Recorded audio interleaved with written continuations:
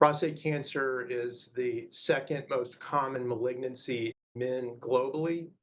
We know that in the United States, 1 in 8 men are diagnosed with prostate cancer during his lifetime. Now, an individual man's risk is dependent upon additional factors such as his age, his race, his family history. For example, Black men and men with a first degree relative, such as their father or brother, who are diagnosed with prostate cancer under the age of 65, are at twice the risk of developing prostate cancer during their lifetime. The majority of men are over 65 years of age when they're diagnosed, and the average age of diagnosis is 67 years. Prostate cancer is currently the second most common cause of cancer-related deaths in the United States behind lung cancer. In the US, 1 in 44 men will die from prostate cancer. So obviously it remains a tremendous health burden both in the United States and globally. So our thoughts and prayers go out to President Biden and his family. I'm happy to answer any questions that you have.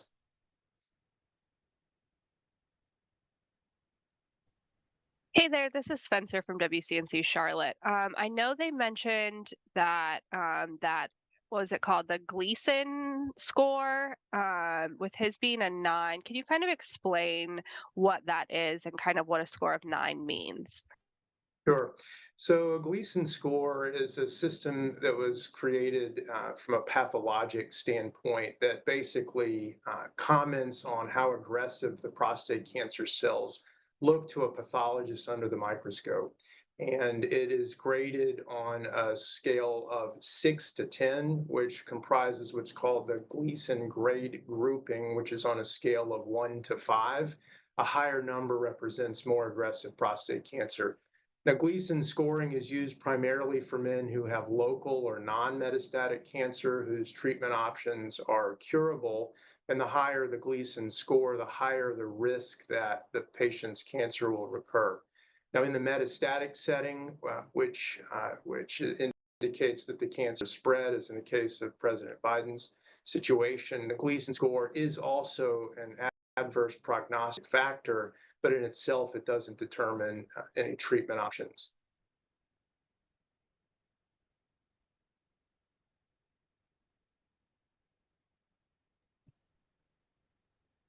I'm going to jump in with another question if no one else has one. When talking about those treatment options, what would his options actually be? For men who have metastatic prostate cancer, the standard of care is based on something called androgen deprivation therapy, or ADT for short. We learned over 100 years ago that prostate cancer is a hormonally driven cancer. And what that means is that the hormone testosterone is necessary and responsible for growth of prostate cancer. And so in men who have metastatic disease, like President Biden, the standard of care is to lower testosterone levels as low as possible that takes away the testosterone that's necessary for prostate cancer to grow. The analogy that I'll often use with patients is that testosterone is like food that cancer cells need to grow, and that by administering ADT, that takes away the food that they need to grow and starves them to death. So the current standard of care is based on an ADT backbone to try to to suppress and to take away the testosterone that's necessary for the cancer cells to grow. Unfortunately, today, ADT itself is not curative, so we know that men who receive ADT, the vast majority will initially respond for a period of time, but a small subset of the cancer cells will survive. They'll go dormant, hibernate, if you will, and at some point in the future, they'll eventually start growing again despite the low testosterone environment.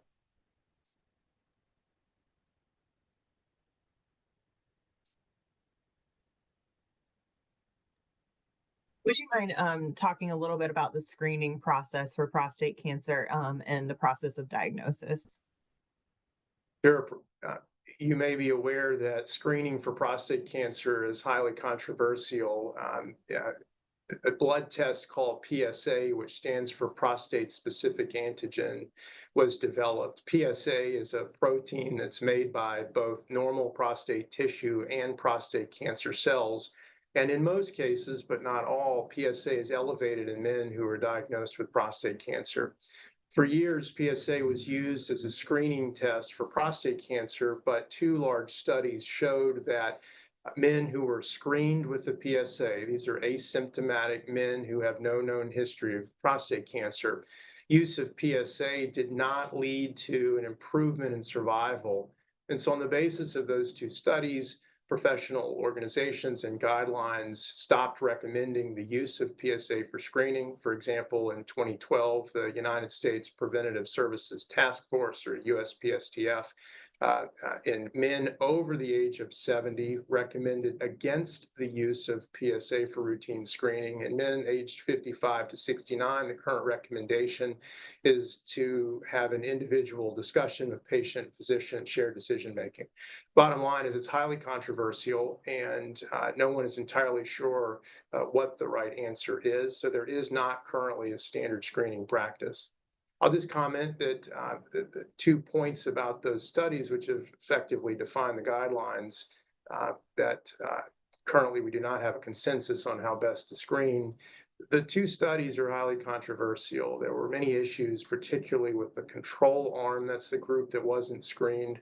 A lot of patients in the control arm in those studies had PSA screening off of the study, which biased the results in favor of showing no benefit. So many people in the field acknowledged that these 2 studies showed that there was no clear improvement in life expectancy from screening, but acknowledged there were significant flaws with the studies. And the other comment I'll make is that the studies really are outdated. They were conducted in a time when routine use of prostate MRI was not performed.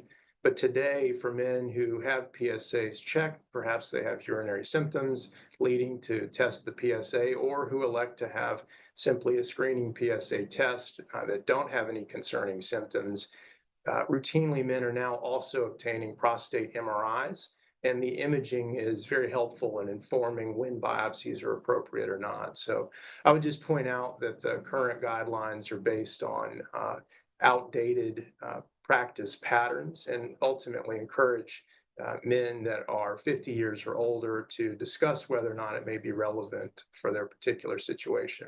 The only other point I want to make is that the screening guidelines are based on men with an average risk. As I mentioned earlier, men who are Black or who have a first-degree relative diagnosed with prostate cancer. All right, back on camera here. That was the Atrium Health press conference talking about President Biden's cancer diagnosis. Let's take you back to that press conference that was still going on. Can we talk a little bit about symptoms? President Biden's team has talked about having urinary symptoms as a warning sign that he started talking to his doctor about. Can you talk about the signs and symptoms of this cancer? Of course, what has been reported about his situation is quite common. So the prostate anatomically sits underneath the bladder in men, and the tube that drains the bladder, called the urethra, passes through the prostate gland. So it's very common for men who have prostate cancer to present with urinary symptoms such as increased difficulty urinating, urinary frequency, increased frequency of having to urinate at night. All of these are a result of a partial obstruction that the cancer itself in the prostate gland is growing and pushing on the urethra, which partially obstructs the flow of urine out. So the symptoms that he has reported are quite common. Often that is what will lead a man to present to his primary care physician, and which will prompt them to have the blood PSA tested. If the PSA is elevated, that then leads to further evaluation. Often is how prostate cancer is diagnosed.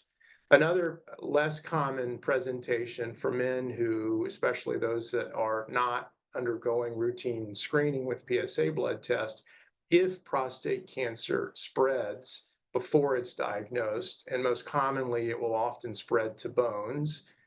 It's not uncommon for men to present with pain associated with a bone metastasis, and ultimately the diagnosis is made that way. Can you talk a little bit about what it means for a cancer to metastasize? And I guess just as a physician, having that diagnosis conversation with the family once you determined what the stage it is? How do you have that conversation with families? Sure. So to say cancer is metastatic, that just means that it has spread from the organ in which it started to another site in the body. So in the case of prostate cancer, as I mentioned, it will commonly spread to bones. It often will also commonly spread to lymph nodes. Other terminology for metastatic prostate cancer is stage 4 prostate cancer. In terms of discussing that with patients and their family, it's always a difficult discussion. Currently, metastatic prostate cancer is not curative with our available treatments. It is very treatable, and men can live many years with standard of care treatment with metastatic prostate cancer, but ultimately it isn't curable. So it's always very difficult and challenging to talk about new diagnoses of metastatic cancer that we know ultimately isn't curable.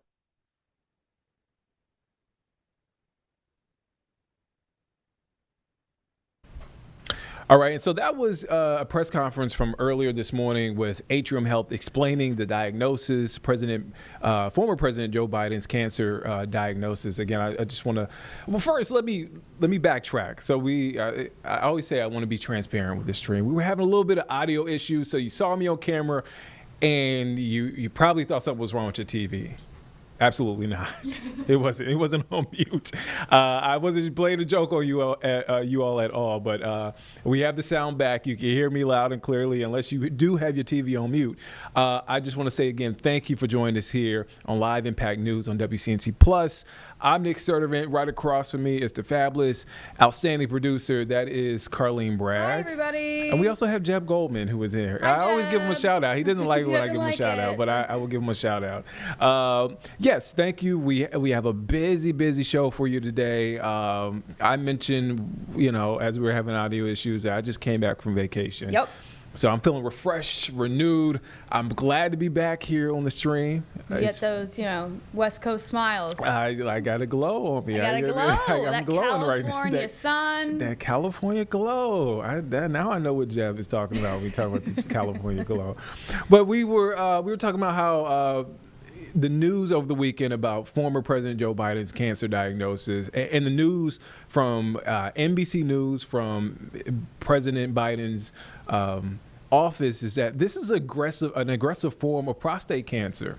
And so I want to read you what NBC News has on their website. So former President Joe Biden thanked well-wishers Monday for their support after his personal office announced he has cancer.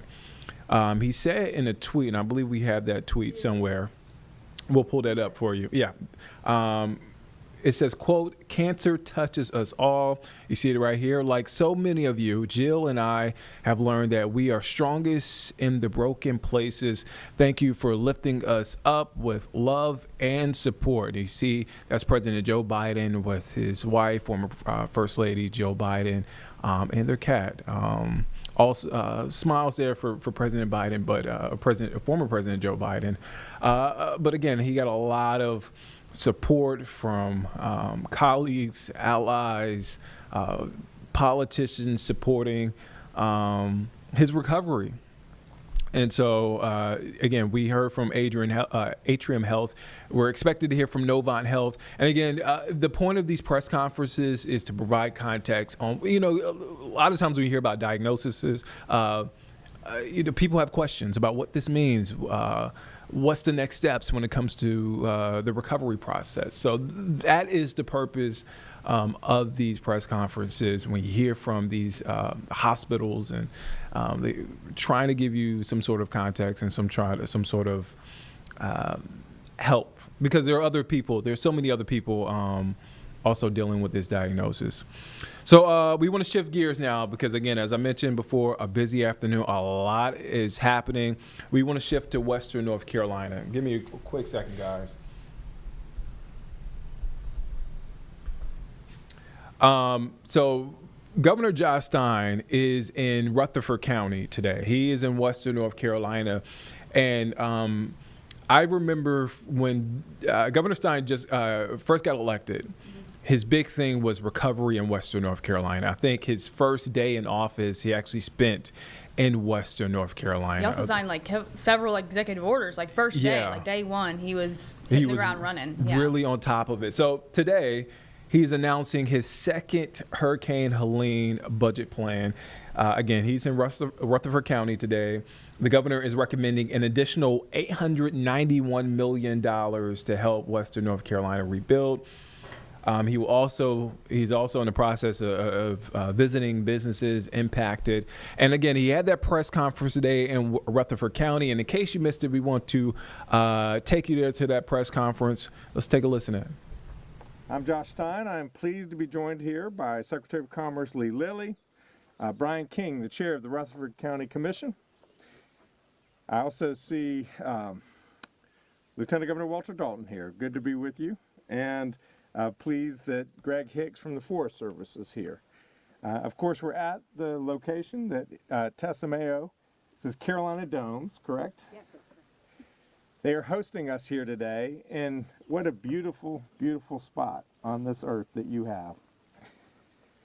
As you'll hear, Carolina Domes was hit hard by Hurricane Helene last September. They've been working really hard to recover ever since then.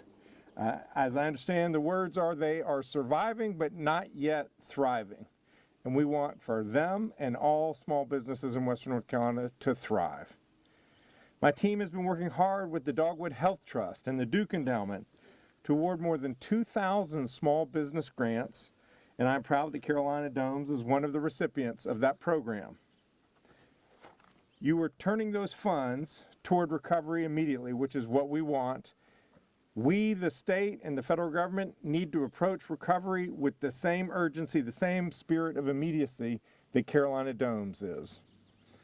In February, I submitted my first budget request to the General Assembly calling for $1 billion to go toward housing, small businesses and farmers, infrastructure, and families. In March, I was proud to sign my first piece of legislation, a $500 million Hurricane Helene bill, going toward home reconstruction and repair, as well as agricultural aid. This allocation was critical, and it's already making a difference in the lives of people in Western North Carolina. We need every penny of that money, but that money is nowhere near enough. That's why I'm here today to $91 million from the General Assembly to go toward Helene recovery in our Phase 2 Helene recovery package. We're coming up on 8 months since the storm. That is more than enough time to comprehend just how much we lost during Hurricane Helene. In the face of so many unmet needs and unanswered prayers, it is time for the state of North Carolina to be bold. We need to commit to the people of Western North Carolina that the state is with them over the long haul. The $891 million I'm requesting will tackle the highest priority issues, areas that we cannot afford to wait for an uncertain federal assistance. It will move us forward on the path of recovery by standing up for small businesses, investing in housing, supporting debris removal efforts, repairing schools, and preventing wildfires. The first part of my request directs $260 million to strengthening the regional economy. Earlier this month, I met with a host of small business owners in Marshall. They are doing the best that they can to recover, and the progress they've made in the last 7 months is frankly nothing short of remarkable. But they're still having a hard time attracting customers, and they need to make ends meet. As I mentioned, our partnership has already awarded $55 million in small business grants that are helping get doors open and people re-employed. Even with more than the 2,000 businesses that are funding, businesses like Carolina Domes, 2.5 times other applied for funding and were turned away because of a lack of sufficient resources. 2,000 got granted, 5,000 were denied. The need is still great. My budget requests small business assistance by offering forgivable loans and by assistance through the Department of Revenue. It also invests in workforce development, to ensure that people have the skills that they need to do the jobs that the market demands. It promotes tourism so that people know Western North Carolina is open for business.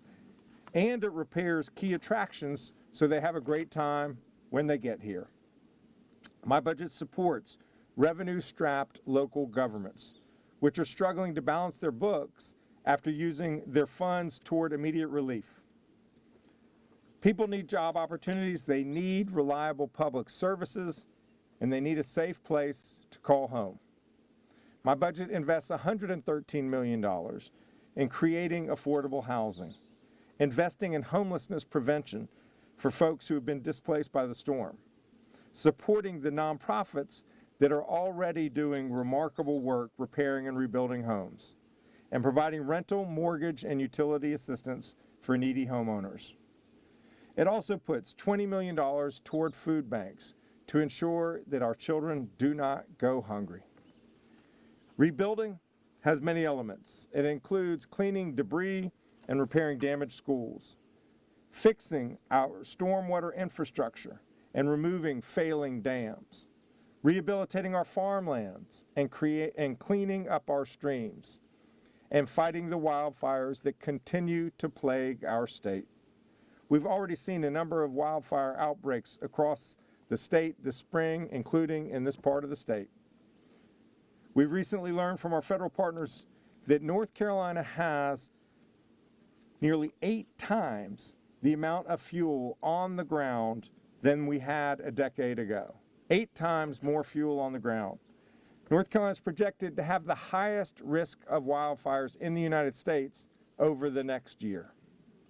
That is a title we do not want. My budget calls for nearly $50 million in essential equipment and personnel to respond to wildfires and prevent them from breaking out. The final part of my budget request is related to federal funding. Many streams of federal support require a state matching component. The Department of Public Safety projects that our state will ultimately need to invest about $1 billion to unlock all of the federal assistance programs that we need. So for now, I'm proposing that we appropriate another $100 million to make sure that we continue to leverage the federal funds and keep them flowing into our state. This recovery is going to take a long time. My administration, though, is in this for the long haul. I know that the legislature is as well. I thank the General Assembly for what it has done to date, but now is not the time for us to take our foot off the gas. We have to continue to invest in Western North Carolina so that it can come back stronger than ever, and sooner the better. I look forward to partnering with the General Assembly to pass this budget proposal. We've done this before and we will do it again. So let's come together. Let's stand up for the people of Western North Carolina. Thank you. It's now my pleasure to bring forward the Secretary of Commerce, Mr. Lee Lilly.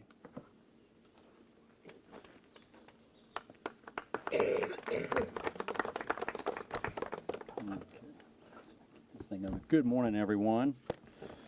Glad to be with you all today here in beautiful Western North Carolina. I'm Lee Lilly, Secretary of Commerce for the state of North Carolina.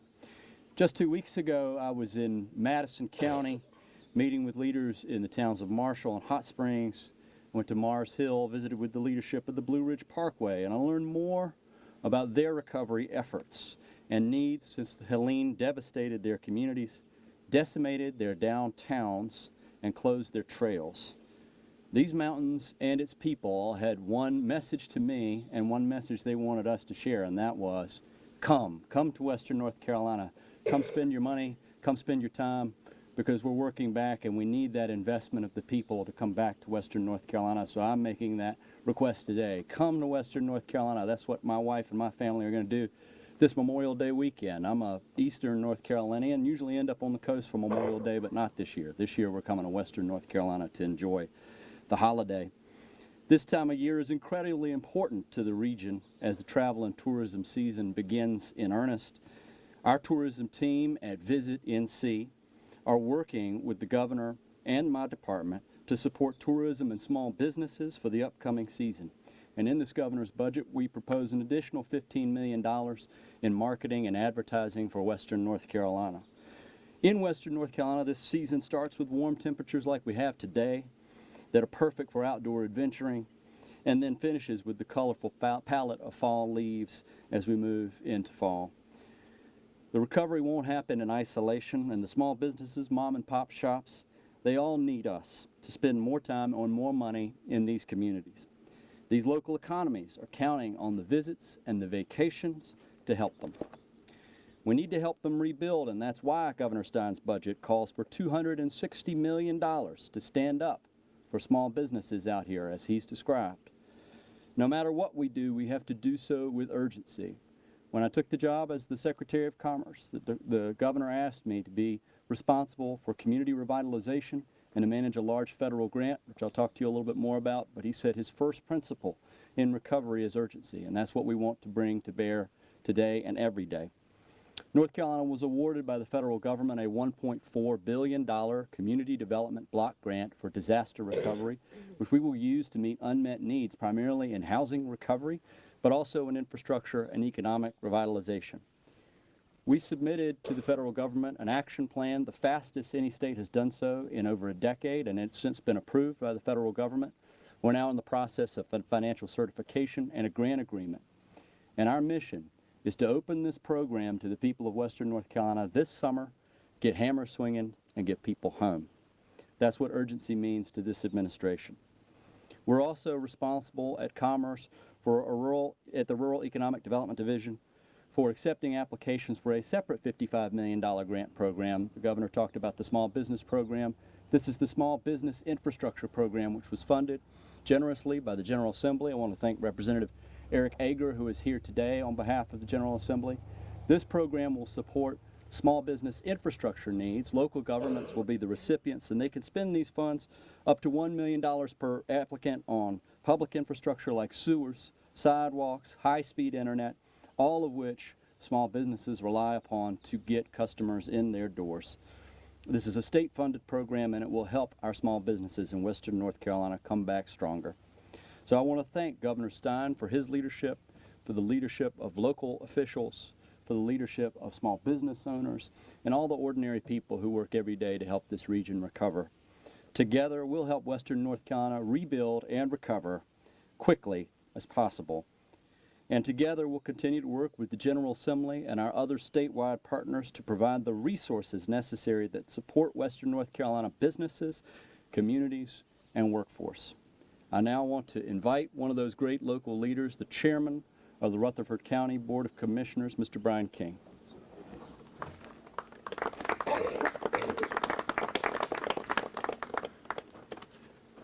You know, I'm not a smooth talker. I was asked to be here today, and there were a couple of things they asked me to do. They said, tell us what it was like, what happened, and what's happening now. So I'm going to read. I'm going to try not to get emotional about this, but here I go.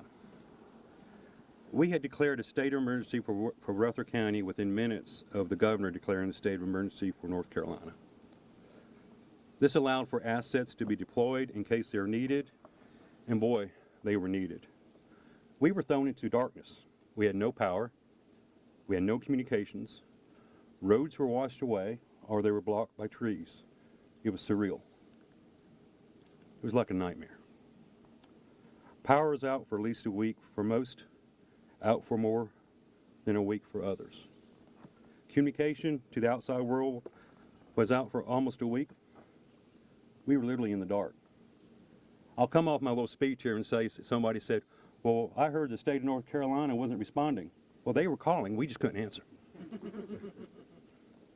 If you could find a gas station during that time that was open, or a grocery store that was open, it was cash only. Credit cards didn't work. It was surreal. We've all seen the pictures, but it was the people that made the difference. I'd like to take this opportunity to thank Rutherford County employees across all departments that went into action starting on day one. I'd like to thank the governor's office and the state of North Carolina for sending the resources. The state emergency management team, and I'm going to leave somebody out, I'm sorry, not on purpose. The state emergency management team, the Department of the Highway Patrol, the National Guard, North Carolina Department of Aviation, the NC Department of Agriculture, and many others joined together in the early rescue and recovery efforts. We had volunteers from across the country and assistance from federal agencies, the FBI and others assisting with the efforts. Thank you all. Excuse me. As chairman of Rutherford County, I was able to witness scores of dedicated people working together in a crisis to serve their fellow man. I am personally grateful for each and every one. That was then. Today, I'd like to recognize and thank our guests for being here. The impact of the hurricane is still being felt by many of our citizens. We lost income. We lost money. And in some instances, we lost jobs. I'm a miller by trade, and we have a saying, goodness grows in North Carolina. I'm hopeful that we can plant the seeds of recovery and grow goodness in Rutherford County. Agriculture is important to this state and western North Carolina. Restoring our farms is important in many ways. The Department of Commerce and the Governor's Office role in partnering with the counties to bring new industry and jobs in the impacted area has been critical, very critical. The recent announcement at our last county commissioner meeting of new jobs coming to Rutherford County would not have happened without this teamwork and focus on the restoration of Western North Carolina. Thank you both. Finally, I would like to thank the leadership teams in state government for providing grants and opportunities for those small businesses that suffered so much due to losses from the storm. Holly Jones, where's Holly? With the Governor's Office stated at a recent meeting of Western North Carolina government representatives that the Council of Government, leading by the Governor, at each meeting, the topic of the recovery is number one. It's the first thing they talk about. Goodness will grow in Rutherford County and Western North Carolina. Thank you for everyone being here today, and thank you for your efforts. Appreciate it.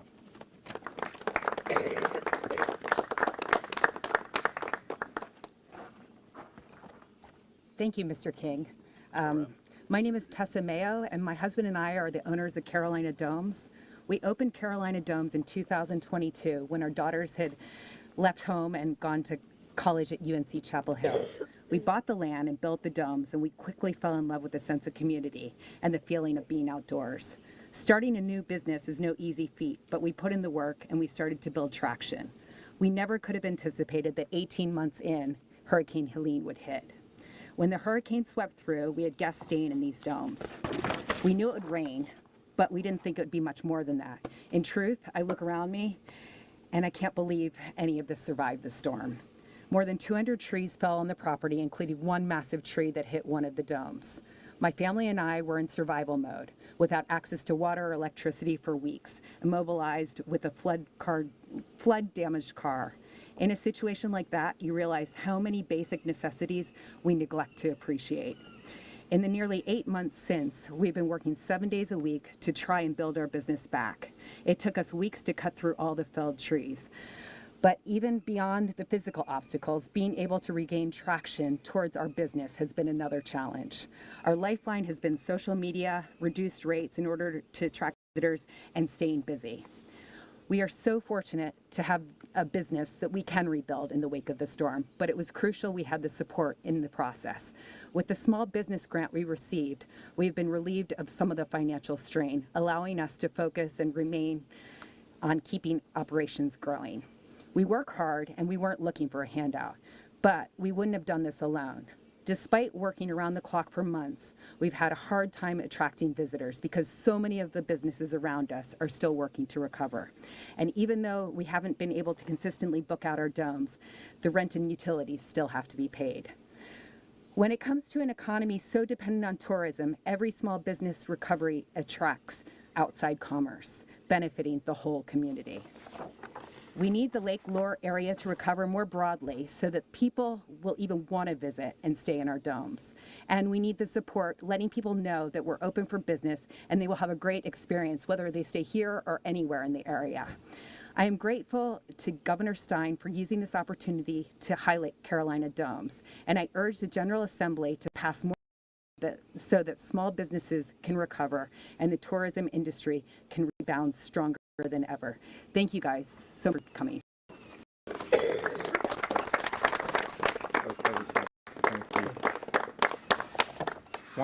At this point, happy to take any questions. You can address any of the speakers. I also have our budget director here if you want to get into the details of the budget request, but the floor is yours. Laura Hackett with Blues Public Radio. Can you speak specifically to the revenue replacement that you're talking about for local governments? Would that be in the form of a grant? Are you recommending a loan? It would be a grant. What we have heard from county commissions, what we've heard from towns is it's a double whammy, that their revenues are down because businesses aren't getting as much traction. They basically aren't making as much money on sales tax or any form of tax. At the same time that their expenses have shot through the roof in terms of responding to the infrastructure needs resulting. In many instances, some of those expenses are reimbursable by the federal government. Too often, that has been slow. We've been working hard with FEMA to get those funds flowing. But you have an instance where revenues have declined at the same time expenses have increased. What we don't want is for local governments to be forced to lay off a percentage of their workforce that normally provide important services to the people because they don't have enough revenue. That's what these grants from the state to the local government can help. We just want local government to continue to operate effectively to serve their constituents' needs. Thank you. One more question. How can FEMA work more effectively? We've heard from a lot of people that money is trickling in, they're not getting it in time. Can you speak to some of the recommendations you have for FEMA? I do want to thank FEMA. Until recently, I was having a regular phone call with the FEMA administrator, and we would have a list of projects that were in need of reimbursement, and we were systematically working our way through that list to get those funds flowing to local governments. And I hope that with the new leadership at FEMA, we continue to work in such a constructive fashion. This storm has shown that FEMA has sort of become a contraption that has been built on storm after storm after storm with different kinds of restrictions and requirements, making it very slow to respond. I have just written a letter to the President's FEMA Advisory Council urging them to improve FEMA, not eliminate it. The talk about eliminating FEMA makes no sense because storms happen all across this country. They don't happen in each state every year. And so we can't create a permanent infrastructure with the knowledge and expertise to respond to storms if we don't have one for 3 or 4 years. They're just sitting there doing nothing. Whereas if we have a federal response that has that expertise and technical assistance as well as the resources of the federal government, then they can help whatever local government or state gets impacted by a storm down the road. So we want to improve FEMA, not eliminate it. Governor, we've had several folks reach out to us about their concerns about their home insurance going forward after Helene. Some have been dropped off of their insurance. Others are seeing their rates go up. What can you tell those folks? Yeah, no, we're very concerned. We need to make sure that we build back in a resilient fashion so that property insurers will continue to do business in Western North Carolina. If prices go up, that can be problematic. I urge you to reach out to the Commissioner of Insurance, Mike Causey. I know he will take those concerns very seriously. We'll do one more question. Governor Knight, last week Grandfather Mountain announced that the Blue Ridge Parkway has some renovations planned that are supposed to start right around the Highland Games. I know the Blue Ridge Parkway is federally run, but have you guys been in talks with them about how that could really affect things with getting that tourism back to Western North Carolina? Yes, Secretary Lilly referenced his conversations with the folks who oversee the Blue Ridge Parkway, and we're trying to work with them to be rational about what they repair when. We don't want them to take some sections that are currently operable offline for repairs during the summer months when there are so many other sections that could use repair because they can't be used at all right now. We'll take last question from WLOS. Okay, so I'm Cody with WLOS. Last week, House Speaker Hall was in Swannanoa and said that basically that it was up to you guys in order to get those funds flowing. Can you talk to that? Yeah, I'm incredibly proud of the team in my administration.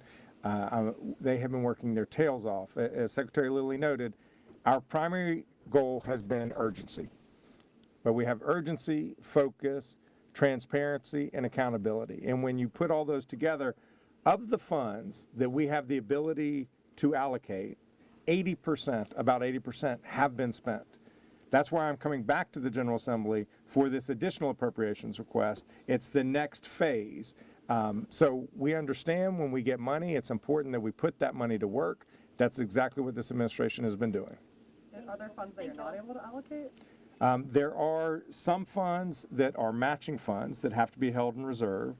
There are some funds that were designed with restrictions on them that cannot be spent. And there were some funds that were, while well-intended, there simply was not uptake. And what we have proposed in this budget is to take about $45 million of previously allocated funds where there just simply is not demand for the program that was designed by the legislature to reallocate them to these other programs like the Small Business Forgivable Loan Initiative, where we know there is vast demand. We want the funds to get to work. And yeah. Real quick, what were some of the... We're good. And again, that was Governor Josh Stein from earlier this morning, right before we hopped on the stream. He had a press conference. We're talking about and making an announcement about that second proposal for millions of more dollars, hundreds of millions of more dollars to help aid Western North Carolina as they continue to bounce back from Hurricane Helene. Now, speaking of storms, we want to go over to St. Louis because that area got hit hard by tornadoes. So not only St. Louis, but in context, parts of the Midwest and Southeast, and this is a look at the damage. We actually have a crew there in St. Louis helping out our sister station there in St. Louis. But again, parts of the Midwest, Southeast, unrecognizable today. And this comes after deadly tornadoes over the weekend. The severe weather outbreak killed at least 28 people across 3 states. And a preliminary EF3 tornado touched down outside St. Louis on Friday, reducing several brick homes to rubble. And over in Kentucky, winds reached more than 100 miles per hour, sending homes and debris flying across neighborhoods. So the damage there, significant. Again, we have a crew there helping out our sister station there in St. Louis as they work towards the rebuilding process. Definitely a devastating situation there for residents there. And this morning, we actually got a chance to hear from the organization Samaritan's Purse, who they're in Kentucky, they're in the Midwest and parts of the Southeast as they work to help those communities after those tornadoes swept through. Let's listen to that interview from this morning. This morning, live from Kentucky, is Jacob Brutz. He's a project manager with Samaritan's Purse. Jacob, I am sure you have your hands full. Thanks for taking a few minutes with us this morning. Thank you for having me. Can you just describe for us some of the damage that you're seeing there? Absolutely. So I actually came in from the south, from Tennessee, and right on the highway, as soon as we got to London, Kentucky, you could see the damage just right off the highway, both left and right. Probably 400 homes that you could immediately see were just completely destroyed. Contents strewn about the rolling hills. You had trees snapped over.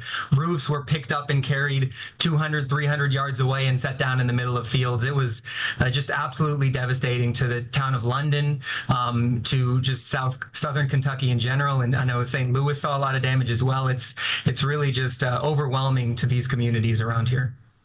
And what kind of support has your organization been providing since you guys arrived?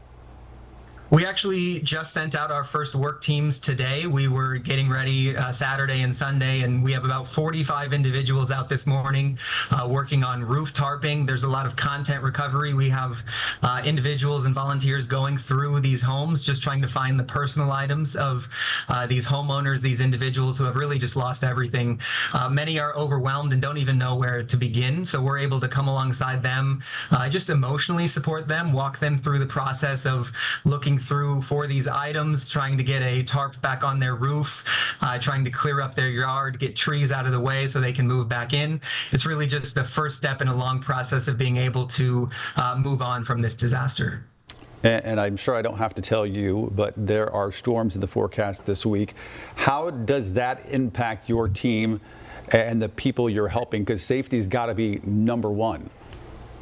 Absolutely. Well, because of those storms, our first priority is those tarp jobs to get onto the roof and cover up holes in the roof, those shingles that are missing, just prepare the people that still have their home for the rains and winds coming in the future. But also, everybody here has just gone through a storm, and so they're already worried about the next one. There's a lot of trauma with that about what the next one may bring, and so we're just here again to support them, to love on these individuals that were affected, to the people that weren't directly affected. This entire town has family members, church members, friends that have either lost their lives or lost loved ones. So we're really just here for that emotional support. We will continue to be here when that storm comes through, and we'll respond if needed to more damage that comes of that. But again, we always just hope and pray that this community will be spared from the next one. How can folks here in the Carolinas and across the country help right now? Well, the first thing, of course, is just to keep this community and keep our volunteers in your prayers for those that have lost so much in these storms, for the loved ones they've lost, for the personal items, for the entire homes that have been destroyed and damaged. We just always want to keep them lifted up in prayer and let them know that they're not alone in this disaster, that they have so many people around the country supporting them. And then, of course, if people do have the opportunity to volunteer, we are taking overnight volunteers, both here in Kentucky and in St. Louis. Individuals can go to SamaritansPurse.org, sign up as a volunteer, just see the many different opportunities to get involved that way as well. Well, we know the generosity of folks here in the Carolinas really knows bounds when it comes to things like this. Yeah, thank you so much for your time and for what you guys are doing. Thank you very much. And that was a representative from Samaritan's Purse who was there in Kentucky for that response to help out folks recovering from that tornado damage. So this morning we got some perspective from meteorologist Chris Mulcahy on the degree of damage that these tornadoes have caused. Listening to what Chris Mulcahy had to say this morning. What are your takeaways from this, Chris? It's just the peak of severe weather season, and we're now in the right setup, and we've seen this multiple times, that whenever you have a low, the warm front, the cold front, it's called the warm sector. It's also the triple point. It's right when you're underneath there, that's your best chance for a tornado outbreak, and we've seen that now 3 of the last 4 days, and today is going to be 4 of the last 5 days, because it's the exact same setup. And we have a lot more video that I really kind of want to comb through, and we're going to go through what's called the degree of damage. So whenever you talk about the EF scale, we're starting here in Illinois. The EF scale is just based on damage. So they pretty much go out and assess, hey, what happened here? What you're looking at right now is Illinois.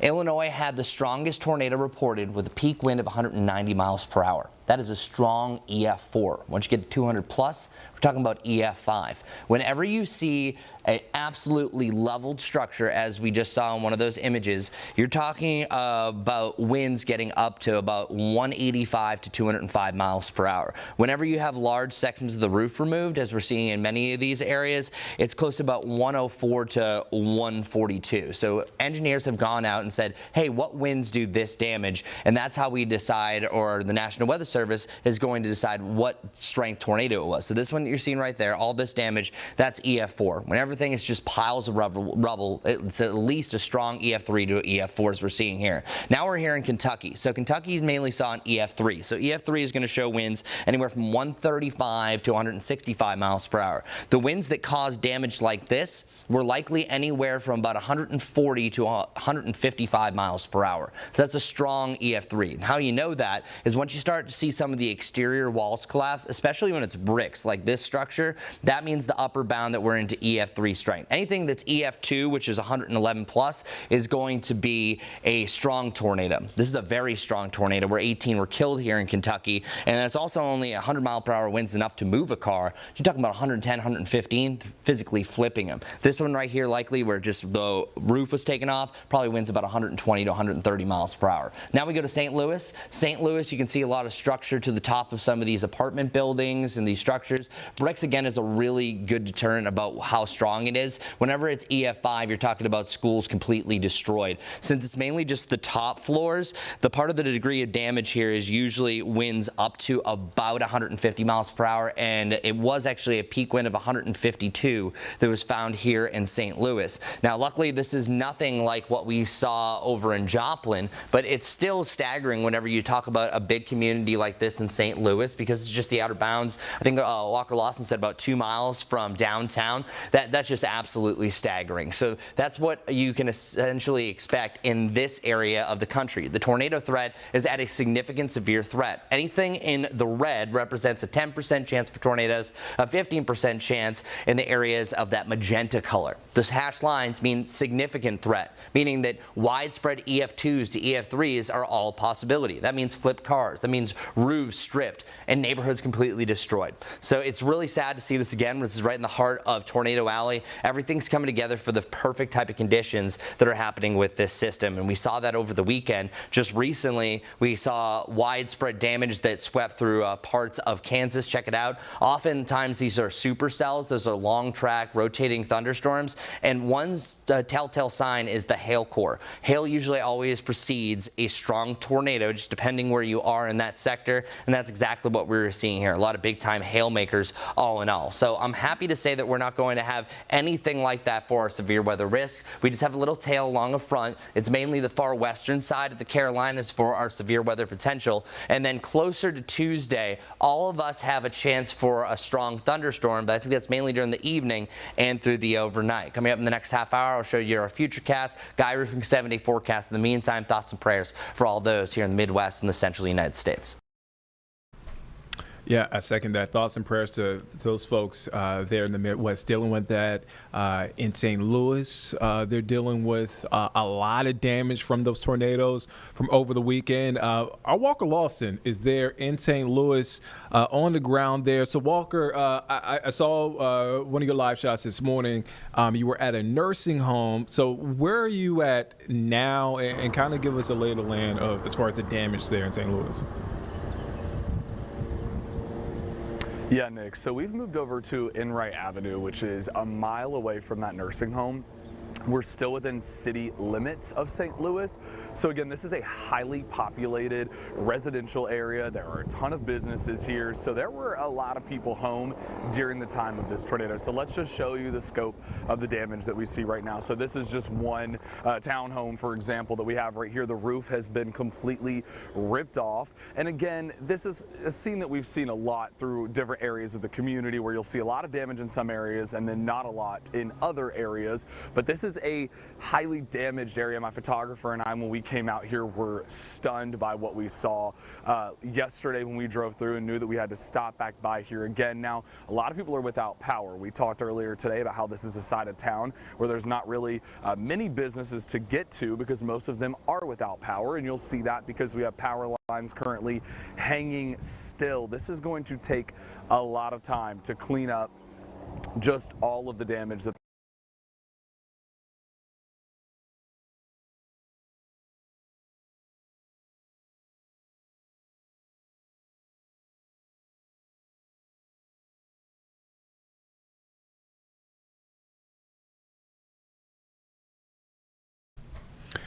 And that was WCNC Charlotte's Walker Lawson. Looks like we lost that shot. The shot dropped out, but I mean, you can see there. Let's get back to Walker. Walker, are you still there with us?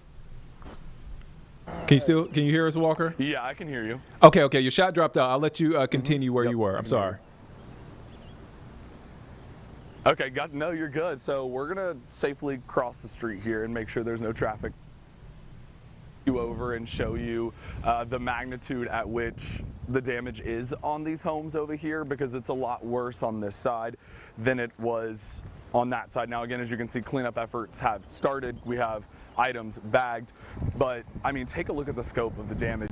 You have the front end of homes in what is probably, I would say, probably 3 feet tall worth of debris stacked. Just to give you a scope, I'm 5'11", so this is how tall the debris piles are here. We can pan over just a little bit as well to this home that is almost completely gone. We can see right into the second floor of where it looks like what is a closet and the lamp is there. Again, this is concerning because we are actually under a weather impact alert day here in St. Louis today and tomorrow for the possibility of heavy rains, strong winds up to 50 miles an hour. There's a possibility of isolated tornadoes and hail again. So a lot of people concerned because some people, like this home, cannot get a tarp on their home. So they are very concerned from what we've spoken to neighbors in this area so far today. And Walker, how do they go about cleaning up when, like as you mentioned, you're under a weather alert, and expecting more severe weather? Yeah, so thankfully with Saturday and Sunday we had perfect weather here, so a lot of people were able to get through probably the primary things. Some areas were able to get the tarps up and stuff, but some people we spoke to, one guy that lives in this home specifically right here, said that he's just gonna have to take what comes with it because there is no way he's going to be able to A, safely get in his home and cover it up, B, all 3 of his cars have been totaled, so they are having to catch a ride from family or call Ubers. I'm not even exactly sure how he was able to get over to the property, but he's not here anymore. So again, this is one of the biggest issues with this cleanup effort here is the fact that we have storms. Usually I feel like from other storms we've covered in the past, the cleanup, there isn't another potential for storms for quite some time, but this one is a little different here. It has already rained here this morning, just a little bit, and it rained right before this live shot again. So very concerning for people that live here that can't seem to get a grasp on the cleanup effort.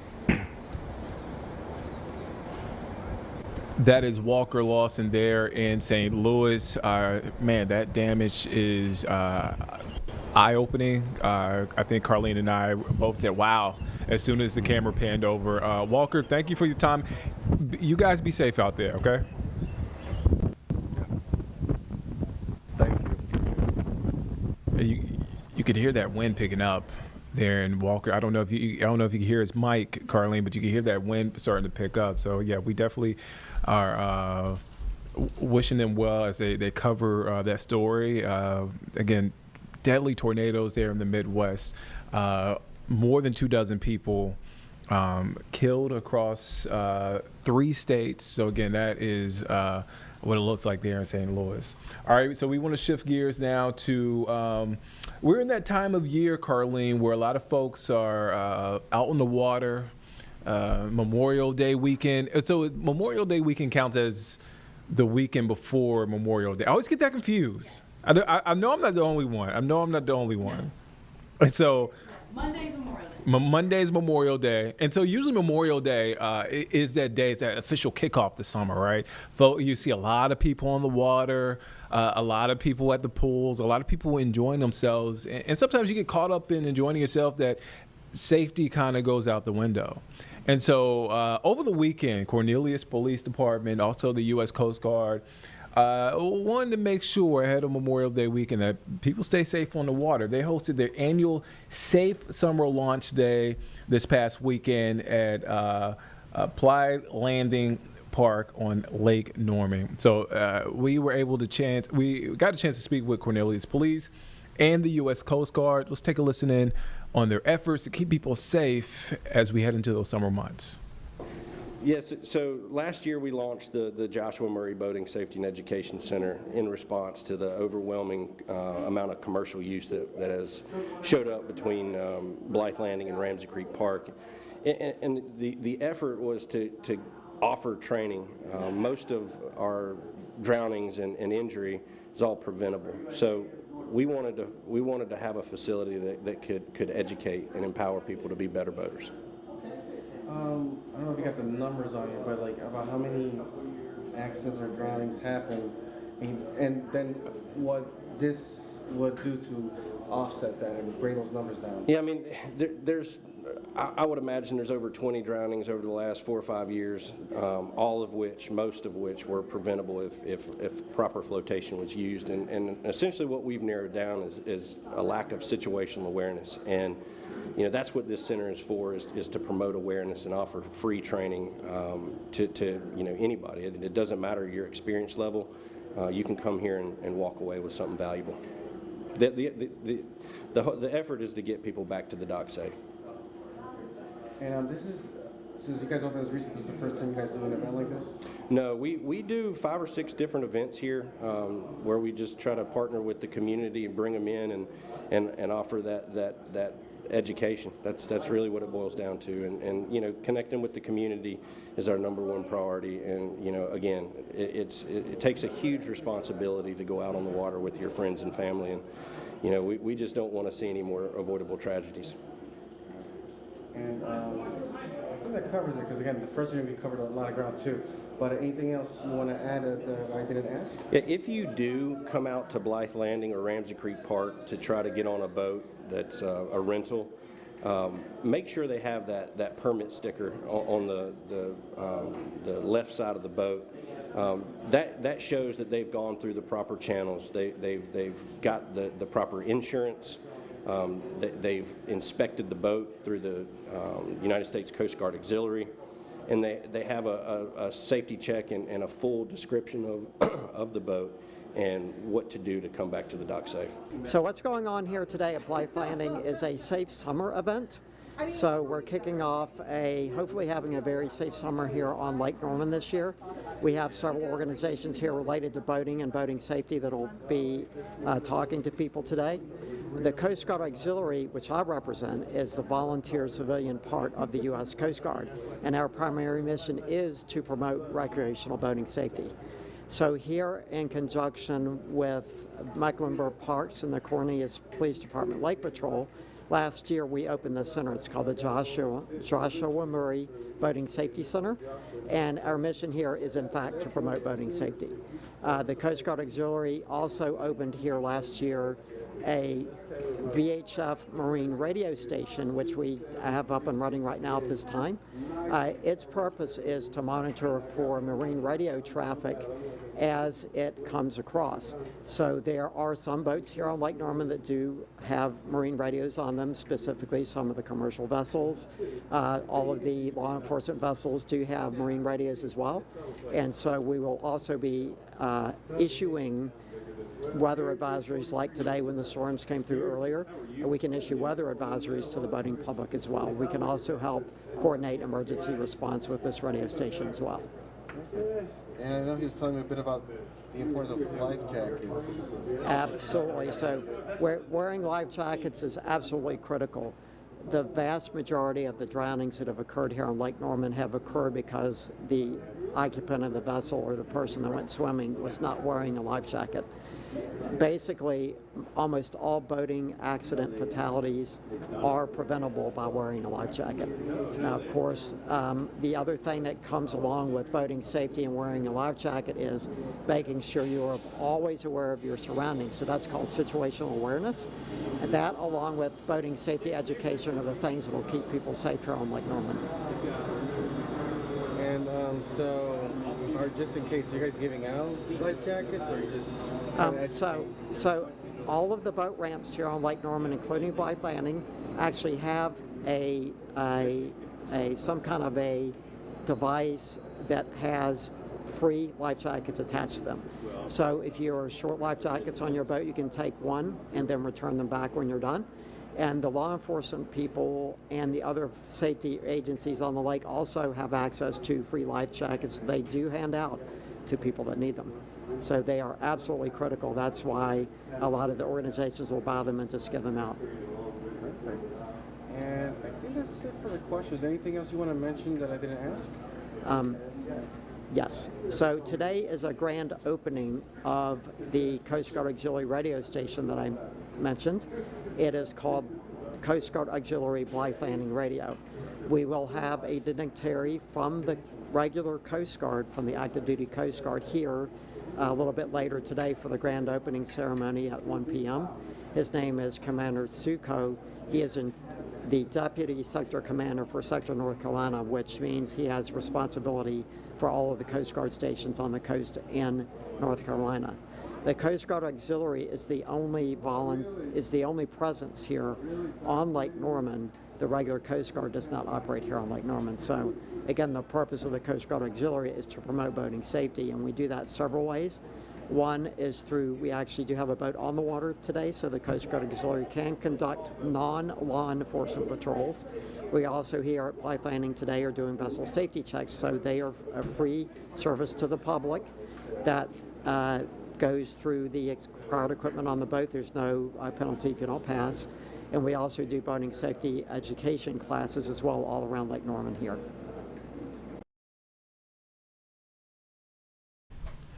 All right, so that was Cornelius Police Department and the U.S. Coast Guard hosting a water safety event. Again, encouraging folks, be safe. If you're out there in the water this weekend, be safe.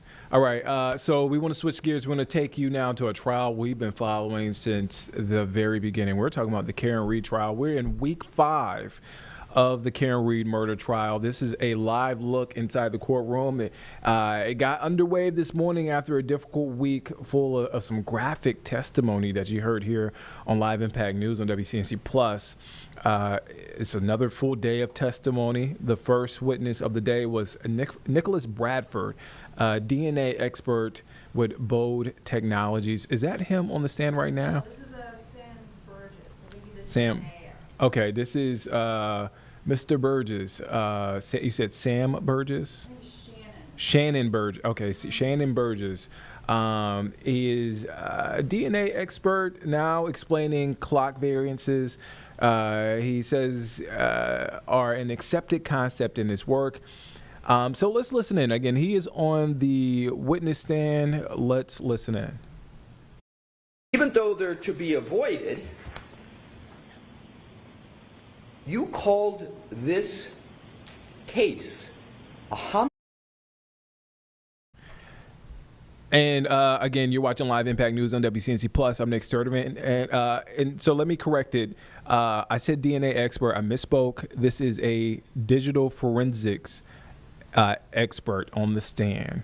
A digital forensic expert on the stand. I said DNA before, but I misspoke. But okay, I just wanted to at least clear that up for a second. So let's listen back into this testimony. I'm sorry. It is page 4, footnote 3.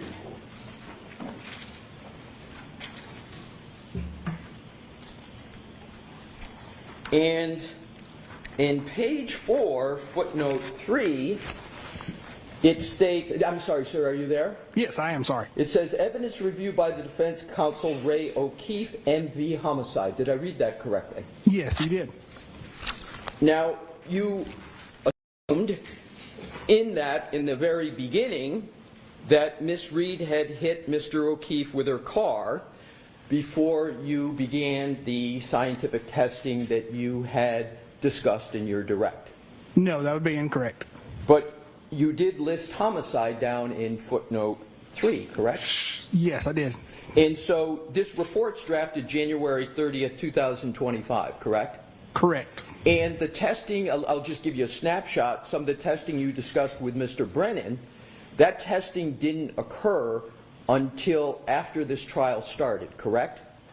Some of the testing you described in direct? Yes, I'm sorry, yes. Okay, so that testing didn't even occur in the trial. Just assume the trial started at April 22nd. So the testing you described when you were talking about aligning clocks and GPS, that occurred after April 22nd, correct? Correct, it did. Now let's go on to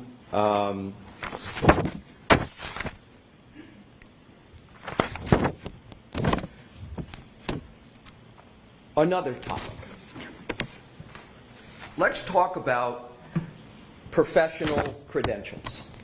You know what I mean by the term credentials? Yes, I do. Professional credentials are important in any profession, correct? Correct. And they're important in your forensic examiner profession as well. Correct. Your forensic scientists and examiners are no different than any other professional that credentials are important. And your profession requires you to provide curriculum vitae laying out your education, training, and background, correct? Correct. And it's imperative, is it not, that the information that is disseminated about your professional credentials are absolutely truthful, right? Yes, they should be. You say they should be. Let's continue on with that topic. You understand what's meant by the term ethics, right, generally? Yes, yes. And simple ethics mandate that one is truthful about their professional credentials, correct? Correct. And a fundamental credential is what type of college degree you hold, correct? Correct. People rely on those credentials, and the credentials are the foundation of your expert opinions and analyses, correct? They can be, yes.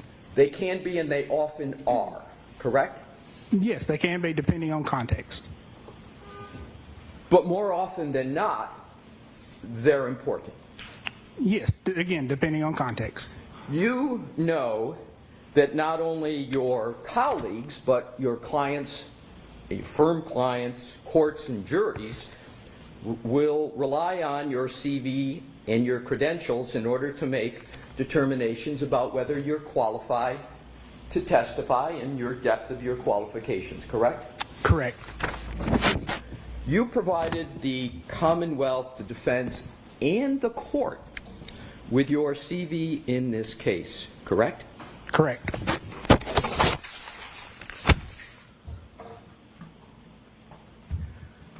If I could have a moment, Your Honor, I will get my first exhibits.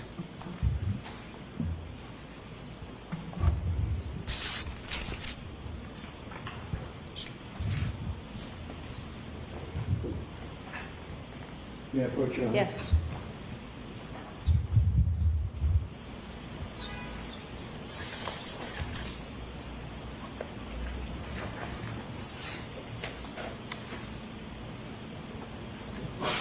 You're welcome. May I, Your Honor? Yes.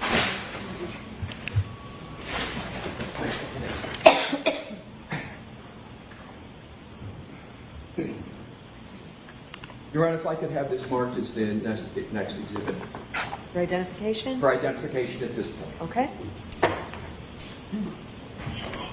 Well, actually, I'm going to have it off, I'm going to be eventually offering it into evidence, so.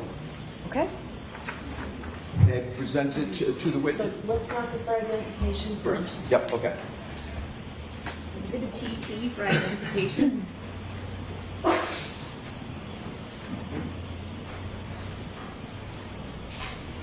Okay.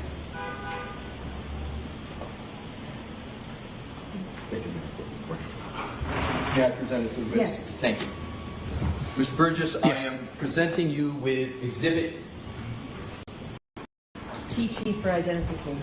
I was, thank you, Your Honor. I'm learning not to talk while I'm walking backwards so Madam Court Reporter can hear me. So I'm presenting you with what is exhibit TT for identification. Do you recognize that document? Yes, I do. And what is that document? So this document appears to be my CV. May I approach further? Yes. Thank you. And is that CV a document that you have prepared? Yes, so that is a document that either I have prepared or the company Aptra has prepared. And is that a fair and accurate document? It appears to be. Your Honor, I offer that into evidence. Any objection, Mr. Brennan? No, thank you. Okay. Yes. And if you could just, if Your Honor, if I have the witness hold it, I have some Hold on, questions. let's let it mark Yes. first. Sure. Yep. Exhibit 183.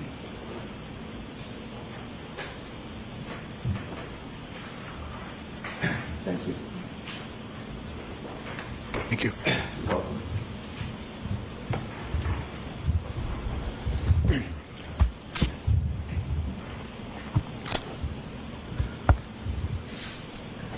Mr. Burgess, you have in front of you your CV that we just spoke about, and I'd ask you please to draw your attention to the education section where underneath in red it says BGS, and then, do I read it correctly?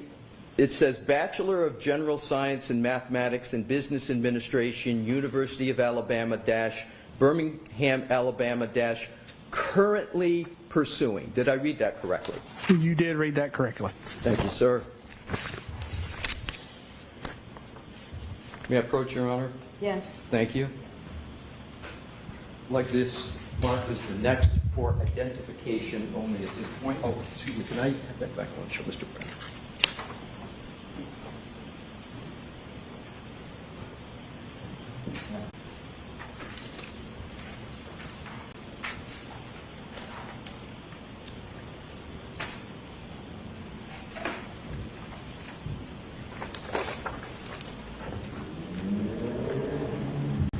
May I hand it to the witness, Your Honor? Yes. Thank you.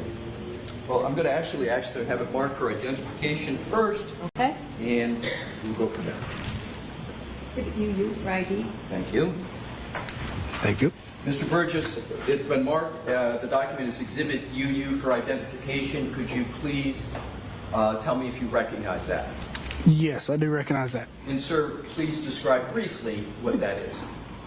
Sure. So it is a CV as well. Thank you.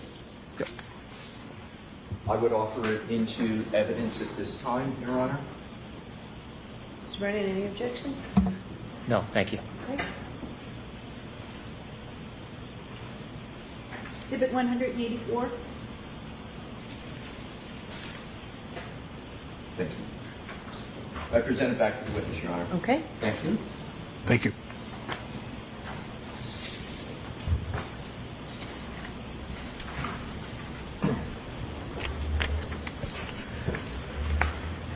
Mr. Burgess, once you've had a fair opportunity to look at that, I have a question, and that question is simple. Is that your April 2025 CV? Let me see. Yes, it appears to be. Thank you. And when you've had a fair opportunity to look at it, when you can just pick your head up, sir, to let me know you're ready. I don't want to rush you, but then I have some questions. Absolutely. Thank Go ahead. you. So, in those two exhibits, your two CVs in front of you, am I correct that the first one is November 2024 and the second one is April 2025? Let me see.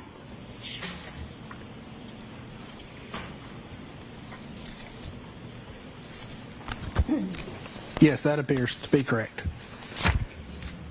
In both of those CVs, you indicate that you have not yet earned a bachelor's degree. That is correct. And you certainly have not earned a Bachelor of Science degree in any educational field according to those two CVs, right? Correct. And in fact, as you sit here today, you do not possess any bachelor's degree. Correct. And the reason, as you state, is because that bachelor's degree is currently pending. That's the term you use. So I use currently pursuing. Currently pursuing, yes. So you have a public profile that's published on Aperture's website, correct? Yes, I do. And it's in the form of a biography page? Yes, I believe so. And that biography page has your education listed? Very possible, yes.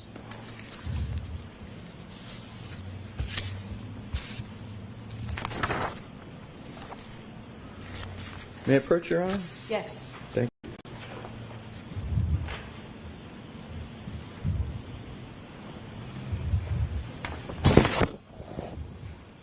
If I could have this marked, please, and once Mr. Brennan reviews it.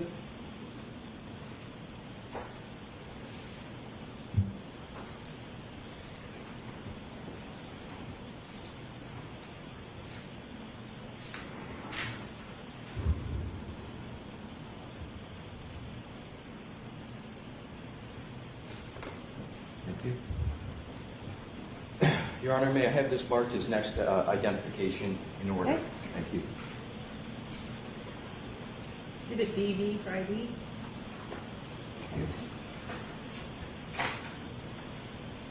May I hand it to the witness? Yes.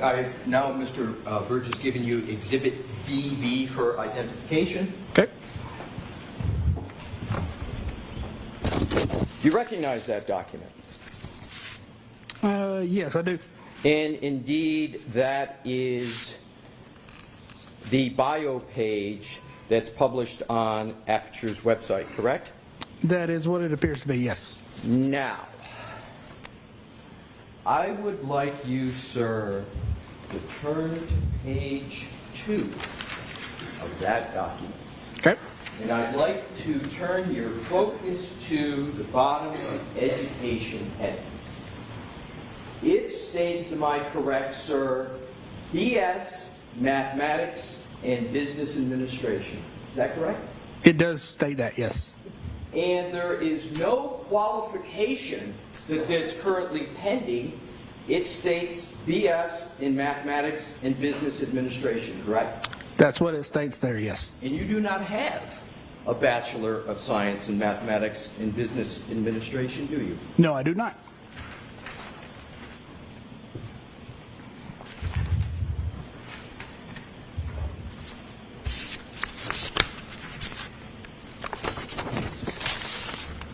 And if you click on the hyperlink for your CV on that same website, do you know where that hyperlink takes you?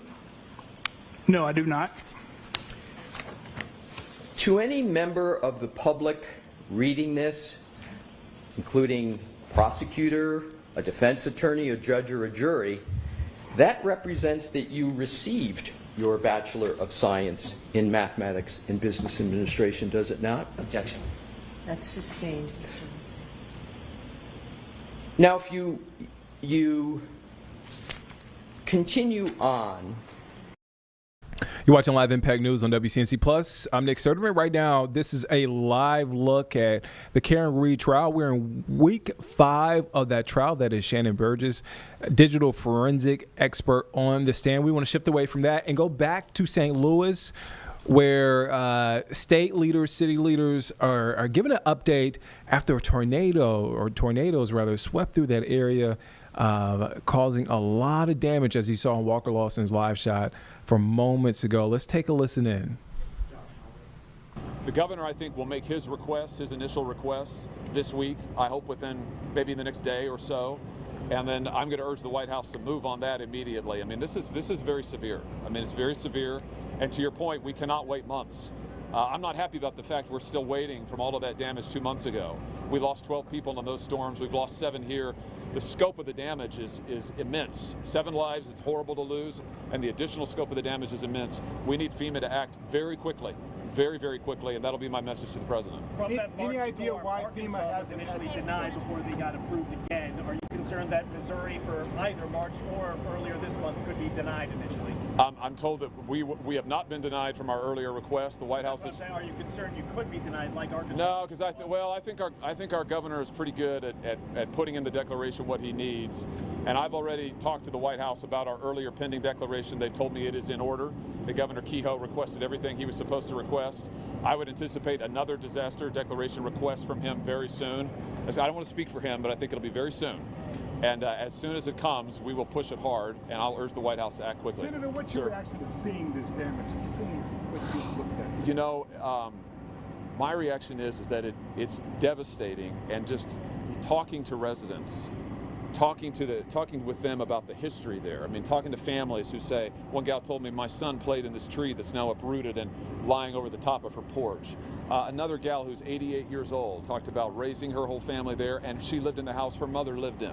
I mean, this is the kind of tight-knit community that you can't just go find that magically. This has grown up over decades and decades. We want to see that rebuilt. And, you know, people's lives have been torn apart. I mean, this isn't just about physical damage, though that's severe. It's about the emotional damage. It's about a neighborhood being torn apart. But I tell you the other thing is, boy, these neighborhoods are strong. What I saw everywhere I went was volunteers out. I met one gal, they have no power in their house, and she said she's cooking for the whole neighborhood. And I said, how are you doing that without power? She showed me she had 3 grills, Weber grills, and a smoker stacked up on the sidewalk, and she was cooking for the entire neighborhood. Now that's neighborly spirit. That's Missouri right there. That's the best of who we are. So there's a lot of strength, there's a lot of heart. Now the federal government and the insurance companies need to do their part to help these good folks recover. Have you heard of any instances yet where residents are getting denied claims for insurance? Not yet, but I will tell you, I was just talking with a gal who was on the phone with State Farm, who's the biggest insurer in our state, and who appeared before my committee just a few days ago. And their track record is not good. And I just talked to this gal who was on the phone with them today, and already she said they were telling her, well, we don't know when we can get an adjuster out there. Well, we need you to fill out these forms first. Well, and I said, I don't want to hear that. So she's got my number, and I said, if they give you the runaround, I want to know about it. But can I just say again to the insurers in this state, to State Farm, to Allstate, to all of the insurers in the state, you need to pay out your claims. You're making lots of money, and you've made a lot of money on these people. It's time now to pay out their claims in full. Lauren, did you have something else?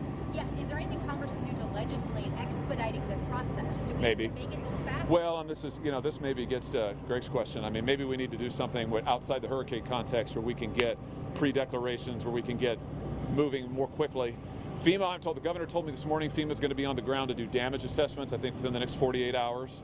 So, that's good, but this all needs to happen real fast. That needs to happen real fast. Senator, what do you think has changed since the last administration to move this FEMA process along faster? What should change? What has changed? Well, I hope there's a sense of urgency. It's certainly, listen, this is my job to communicate a sense of urgency to FEMA and to the White House that this devastation is significant, the need is great, and we need to act quickly. And I would just communicate that same sense of urgency to the private insurers, because to be clear, FEMA can pay out individual assistance, and they should everywhere they can, but that's capped by law. Most of the individual assistance that people are going to see is going to come from their insurance companies. So that's why we need this investment in these communities. We need to see it come quickly. Yeah, Mark? We're hearing some reports of people perhaps posing as FEMA or scammers maybe in the neighborhood trying to take opportunity here. Yeah. What role does the state attorney general have Big in role. fighting back against that? Yeah, big role. This is an important point, and I know that Andrew Bailey, I've talked to the Attorney General about this storm. Often you get people who try to do price gouging right now. You get all kinds of scammers. So those people need to be prosecuted. If they're out there, they need to be charged, they need to be prosecuted. I know the Attorney General will do that. And let me just take my part as former Attorney General to warn any potential scammer out there, listen, what you're doing is illegal, you will be prosecuted. So my message is to the scammers, knock it off or face the full front of the law, the full force of the law. To the insurance companies, get with it, because these people need relief. Have you spoken to the president yet about what happened here? Not about this, but soon. Thank you, guys. Do you want to hear from the mayor? Anything the mayor can add? Senator, I just want to thank you. I want to thank you for being here. Thank you for showing up to St. Louis. Thank you for making these requests. Thank you for being bold here. Thank you for having the back of St. Louis. Thank you. She's doing a great job. Thank you. Do you have any questions for me? I can give a quick break. You guys know this was an unprecedented storm. Okay, 8 miles of pure destruction, at times a mile wide. We're talking about thousands of buildings. Thousands of families are being displaced. The recovery work is just beginning. We have gone through the search and rescue. Our fire department, our police department have done unprecedented amount of work. Our city departments have cleared the roads, and we are just getting started in the recovery mode. The best places for people who need housing tonight, where do they go? We are pointing people to 211, the American Red Cross. We are transporting people in a partnership with the American Red Cross from the Ville to shelters. 211 is the best place. If it gets overloaded, we have backup plans in place. We'll be announcing those as needed. Have you spoken to the governor about the National Guard? I have spoken to the governor. The governor has been incredibly communicative with me, my team, the state, everybody involved. I have full confidence that our governor is doing our part to make those asks, to make those declarations, so we can get the federal assistance that we so badly need to get through this unprecedented disaster. What about the problem with people returning to homes, their homes that are unsafe? That are unsafe. The building division has already inspected well over 1,000 of these buildings. We are working on color coding them so folks know the danger level in getting in. There has been some concern about condemnations on buildings. This is purely that we're revamping that, so there's some color coding. We are not doing any work to take buildings down right now without ownership involved. We are purely out there trying to establish a level of safety so folks know the level of damage that their homes have withstood. But what about for people who return to them anyway? being the only thing they have. Yeah, it is their only thing they're having. We are working to make sure we have supplies and other housing for folks, and we're asking for folks to exercise extreme caution when re-entering their buildings. Do you think the federal government is moving fast enough? Look, I'm hoping that the federal government kicks into gear here today. We absolutely desperately need federal assistance, and we are leaning on them to do what they can. The governor's office told us this morning they're considering maybe sending National Guard, but usually they help sandbag for floods. Could you use the manpower? We could absolutely use the manpower. Look, our folks have been working around the clock for 48 hours now, and they have done an incredible amount of work, but there is so much more work to be done. We absolutely need the manpower, and it could absolutely be helpful, and we reiterate that request. The chances of guys thinking about building inspectors, you don't have enough. Where would those extra resources? We are working on that. We are looking at doing exactly what you're talking about and pulling in resources from other capacities to help us out. If their building hasn't been checked yet, especially with more severe weather in the forecast for this evening, should people trust their buildings to be safe if there's any of them? If you don't, if there's any question, please don't trust your building. We are very concerned about coming weather. That is why we've gotten out tarps. We're working out 2x4, all the pieces to try to secure your property. But the human toll that this has already taken we've lost 5 lives. 38 people have been injured. We are very concerned about that. If you have any doubt, please seek shelter. Please don't chance it. Your lives are too important. We have shelter for you and your belongings. We're working on ways through insurance and federal assistance to make you whole. But please don't risk your lives tonight. Mayor, you still have a lot of citizens. Whether or not they were functioning. We are going to have a full report on that today. We are taking that very seriously. We will have more information today about that. I just don't have it right now. Mayor, you still have a lot of citizens who want to help. What do you tell citizens who want to donate, who want to help? Thank you for asking. We do have our website up. We are plugging in ways for citizens to help.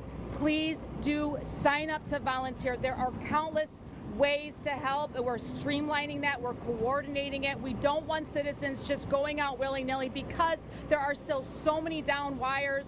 There is still so much danger. Please, please, please sign up. Please do help. We have lots of ways to plug in. Please use caution if you do go out. We're not trying to discourage folks from helping the community. There's so much need out there, but please be careful. Thank you. We're going to get an update from the American Red Cross now. Good afternoon. The American Red Cross has been working very closely with the mayor's office to ensure that the residents in St. Louis City, particularly those hard-hit areas like the Ville and the Greater Ville and Penrose, that they get the transportation that they need to get to the emergency shelters. We're still working very hard to ensure that all the resources, so they're getting free meals at every shelter location, 3 meals per day. We're also encouraging people 100 Red Cross. As I mentioned, we want to make sure that we're actually assessing damage and collaborating with other partners to ensure that those financial aid that people are eligible for is coming to them. That will take some time, but it's really important for us just to have good track of information of people coming in and calling our 1-800 number. What specific help do you need from our viewers? Who is the priority today? And can you tell us your name? Yes, my name's Lucretia Cox. I'm the Executive Director of the American Red Cross. And our needs are to get the word out about our shelters. We want to make sure we know we surveyed the communities and they don't have power, so they can't hear us. And so we're actually today we're doing a outreach to make sure that they have flyers to know where our shelter locations are and to know where the pickup is. The pickup time for that, as the mayor has mentioned, is at 8 p.m. and it's at the Natural Bridge Save-A-Lot. And so we just want the word out about that. And so we just want to ensure, again, weather is coming. We want them to be safe. We know that some of the structures that they're in are unstable. And so we're just here to assist. What do you want to say to people who are camping out of their properties, concerned about their belongings? How would you advise them? Yes, we spent some time talking about that yesterday. We just want to make sure, I definitely understand that's all they have. They don't want to leave their properties, but it's really important that you are safe and you're secure. Your life is more important than all the belongings that you have, and so we just want to say please seek shelter. All right, we're going to get an update from Ameren on power restoration, and then we're going to wrap up. Afternoon. Can you say your name? Yes, Landy Wentz, Emory, Missouri, Senior Director, Regional Operations. First, I'd just like to show appreciation for the collaboration with St. Louis City, St. Louis County, the first responders. It's been just a yeoman effort for everybody working together. Currently, we have about 2,000 workers on the ground here. Mostly 80% of those are concentrated in the city.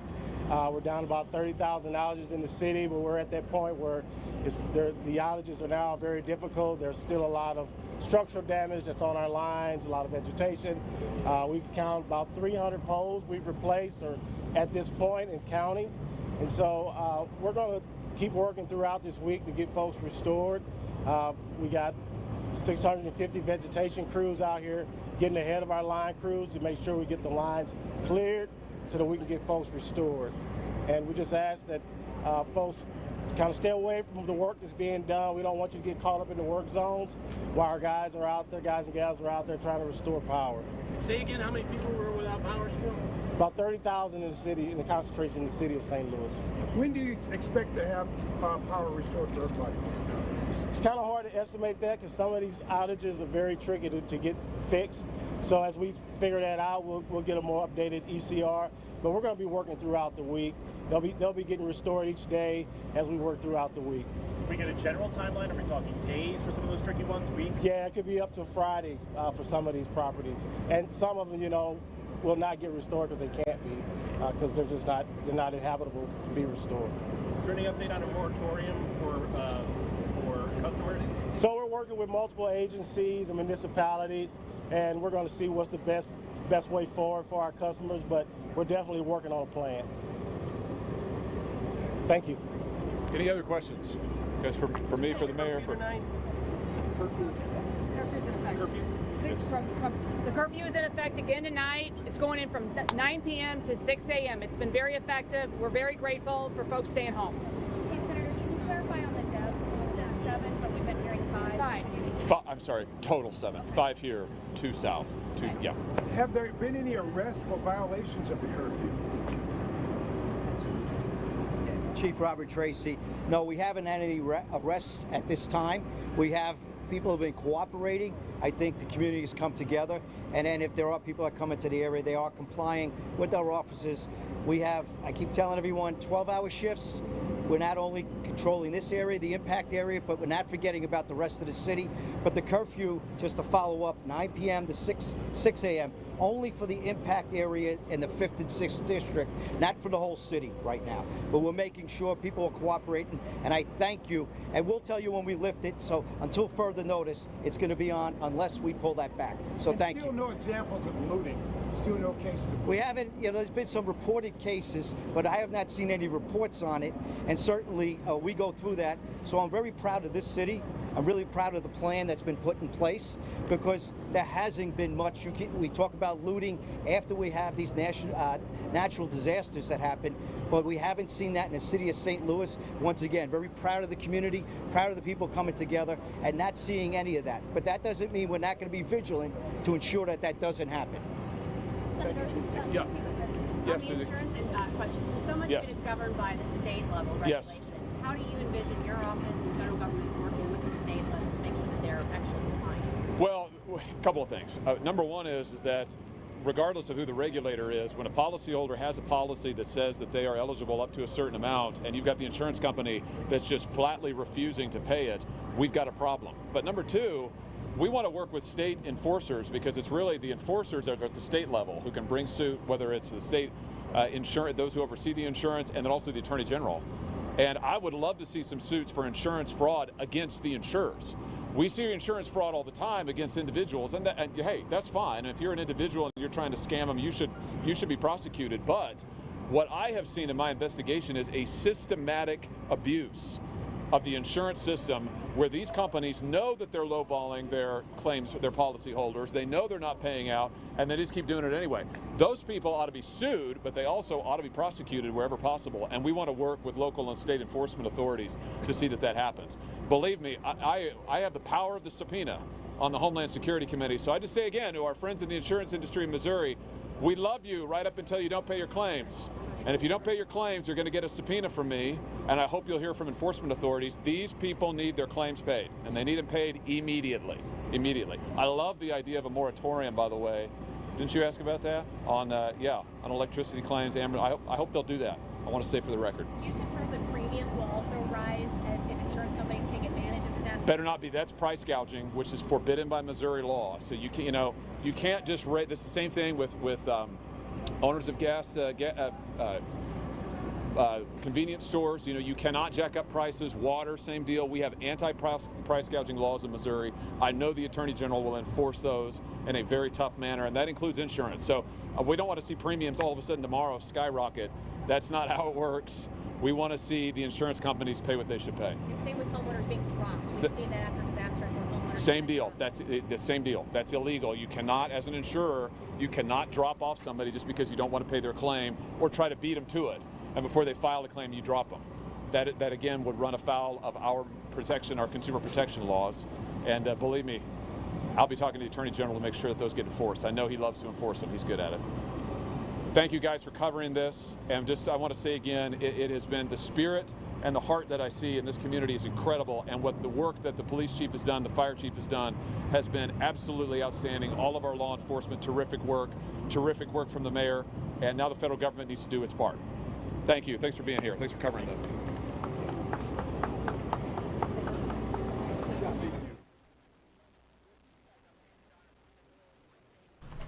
You're watching Live Impact News on WCNC Plus. I'm Nick Sturdivant. That was Senator Josh Hawley there in the press conference. You also heard from St. Louis Mayor Kara Spencer and also other officials there in St. Louis as they talk about updates after a tornado swept through. Deadly tornado left 7 dead and caused over $1 billion in damages just in the St. Louis area.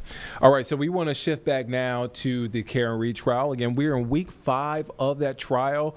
On the witness stand is Shannon Burgess. He is a forensic expert there. This is another full day of testimony.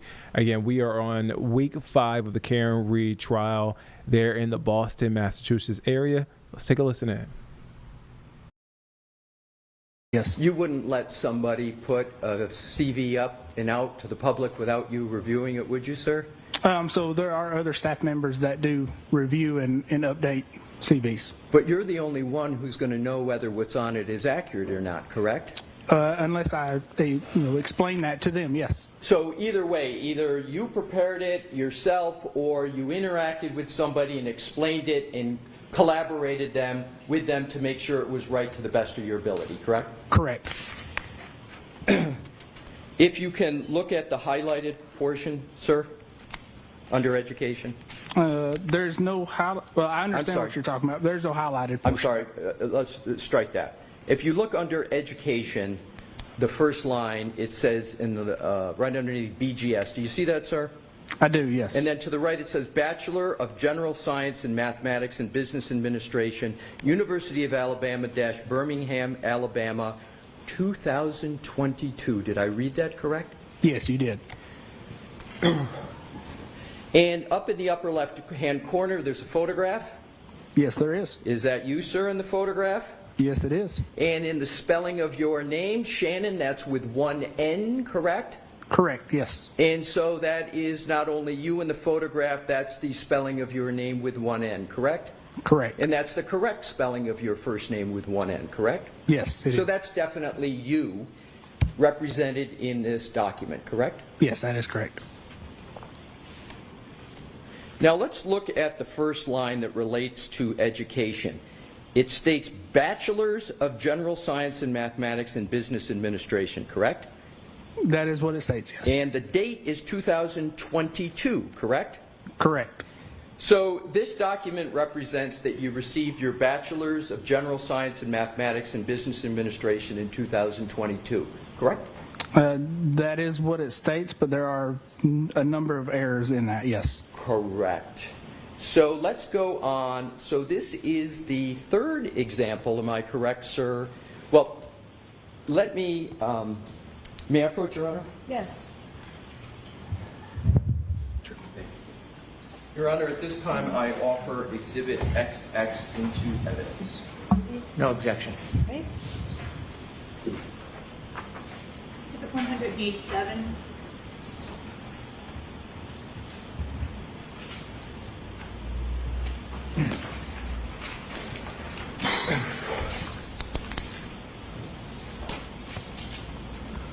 Sir, is Exhibit 187 a CV that is linked directly from Aperture's website?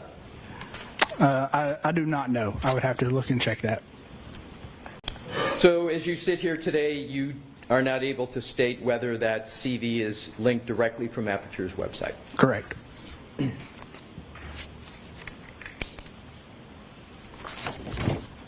So this is a third example of a document that incorrectly states that you have a Bachelor of Science when you do not possess that degree, correct? It has errors or outdated information, correct? Well, when you say outdated, how is it that you can call a date outdated next to something that you don't possess? I don't understand your question. Well, you just used the phrase either incorrect or outdated. I'm trying to understand your statement that it's outdated. Isn't it either you have a Bachelor of Science degree or you don't? Isn't? I have represented I do not have a bachelor's degree. Right. But in here, it's represented that you do, correct? Yes, it is an All right. error, yes. So, let's look at what the name is that are on these documents. It says Bachelor of General Science in Mathematics and Business Administration. Do you see that, sir? I do. Are you aware that there's no degree at the University of Alabama, Birmingham, called a Bachelor of General Science in Mathematics and Business Administration? Yes, I am, and that is one of the errors I identified. So you would agree that there's not even a degree called Bachelor of General Science in Mathematics and Business Administration offered at the University of Alabama, correct? Correct. That should be Bachelor of General Studies with minor in Mathematics and Business Administration. And what you just articulated, you do not possess as you sit here today, correct? That is correct. What you possess is an associate's degree, correct? Correct. And when did you obtain that associate's degree? So that would have been 2015.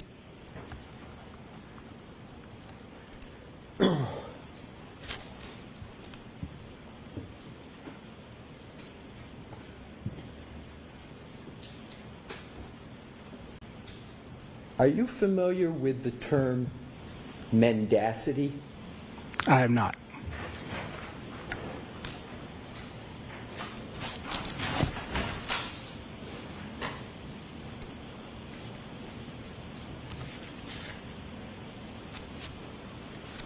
Are you familiar with a CV of 2015? No, I'm not.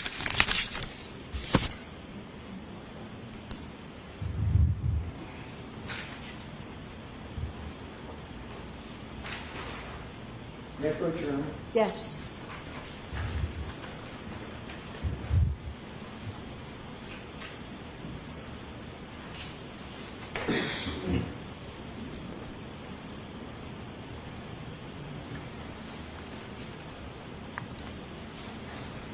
Your Honor, may I have this marked as the next exhibit for identification, please? Yes. Thank you. YYYD. Thank you.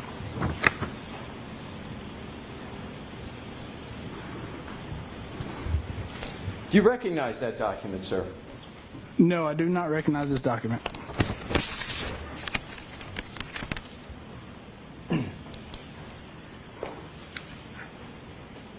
May I approach your Honor? Yes. Have it back, sir. Sure.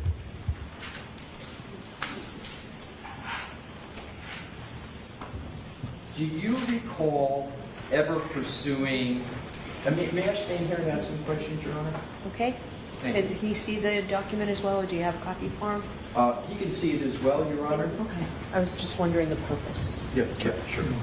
And just step back, Yes, Mr. Leslie. yep.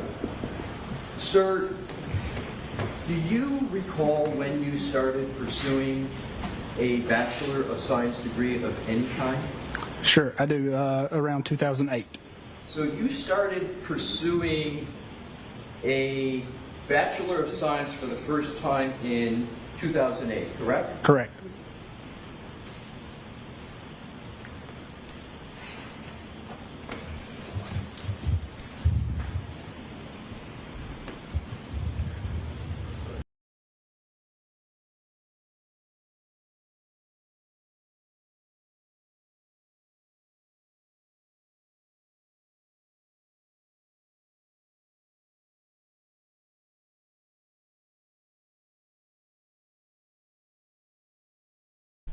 You're watching Live Impact News on WCNC Plus. I'm Nick Sertivant. That was the Karen Read trial, which is in week 5 of that trial. We'll get back to that in a second, but we want to come in with some breaking news out of York County. So this is from York County Sheriff's Office. It says deputies, negotiators, and SWAT are at a home off of Wine Song Forest Road and Clover. Here's a look. This is a map just to give you an idea where this is. So this is right at the border, right across the border in South Carolina.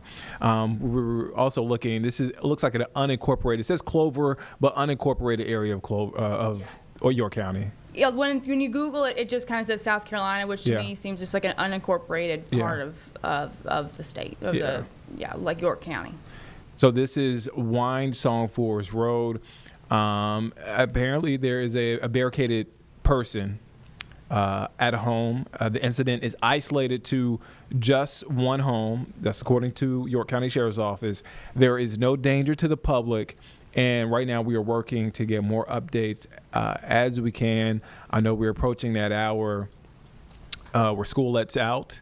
So we are looking and we're trying to find more details. And again, as it comes along, we will make sure to update you here on Live Impact News. But again, deputies, negotiators, SWAT are at a home off Wine Song Forest Road in Clover because of a barricaded individual.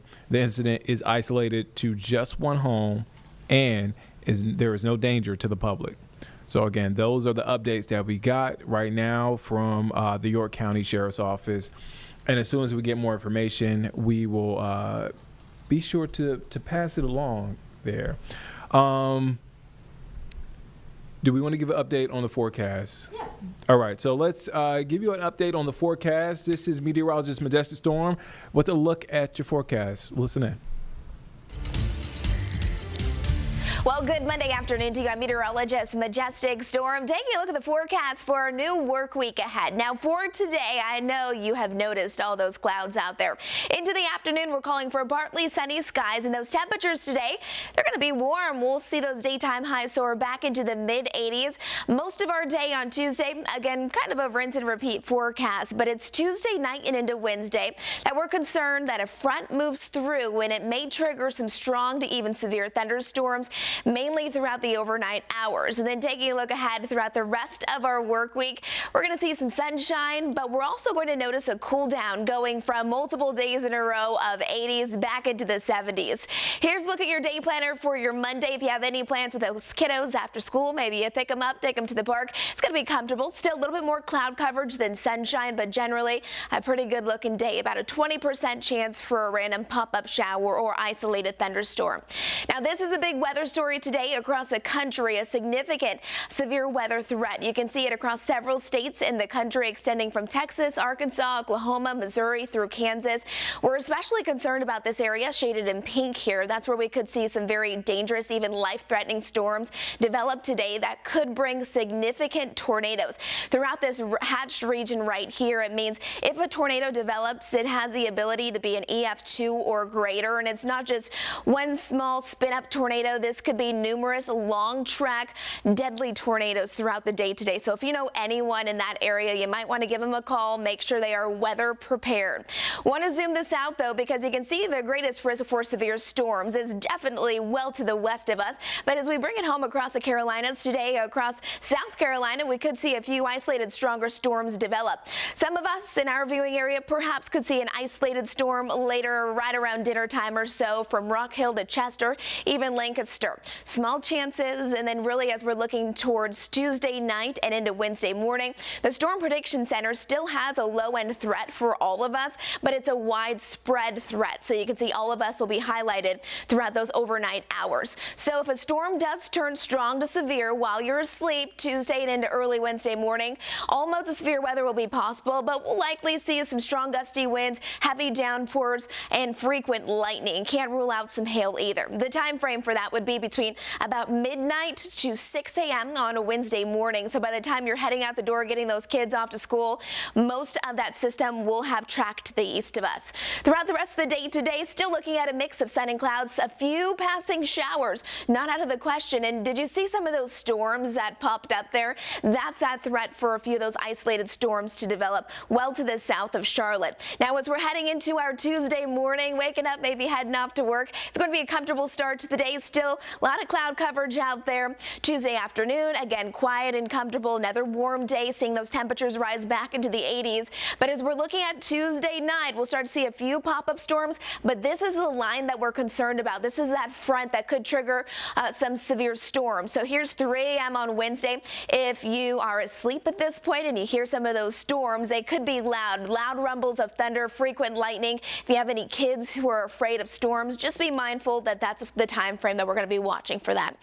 3 days in a row of those mid to upper 80s, and then we'll start to see those temperatures drop back down into the 70s. You can see it there. So if you're starting to make those plans for Memorial Day weekend, maybe you're having a cookout or you're heading out to the lake to go camping, it's going to feel nice, a little bit more spring-like instead of summer-like. But until then, stay close to the WCNC weather team for our weather alert night.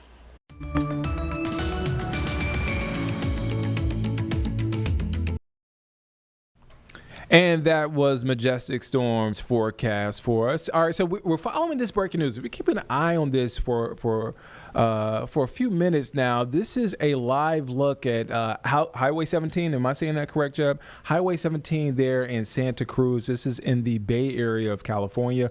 Here's what California Highway Patrol Santa Cruz has posted on X. It says about an hour ago they posted traffic alert, injury crash on southbound 17 near Vine Hill Road involving a school bus. The right lane is closed. Expect delays and avoid the area if possible. Unknown reopening time.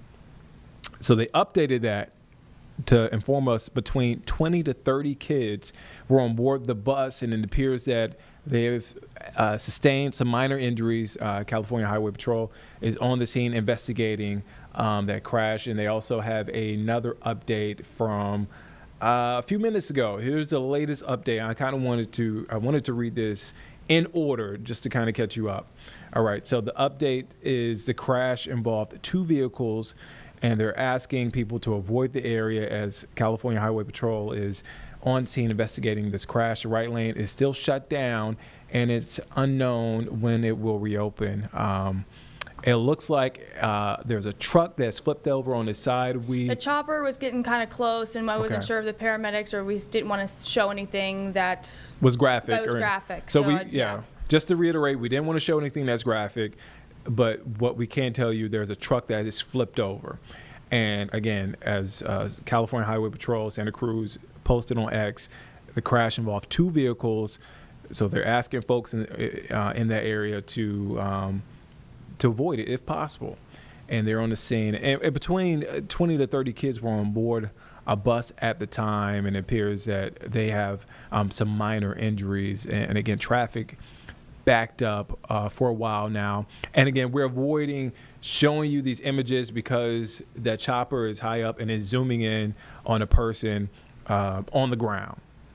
And so we don't know the condition of that person. So just to be on the safe side, just have me on camera and I could talk you through what's going on here. But again, there's a truck on its side. It looks like there's a person, there's a person that's injured and is on the ground there. Again, we wanted to take that off the screen, and we do know there was a bus also involved with 20 to 30 kids on board. So yeah, and under Jeb, you say you're from this area, so you have a little bit more context than I do. Yeah.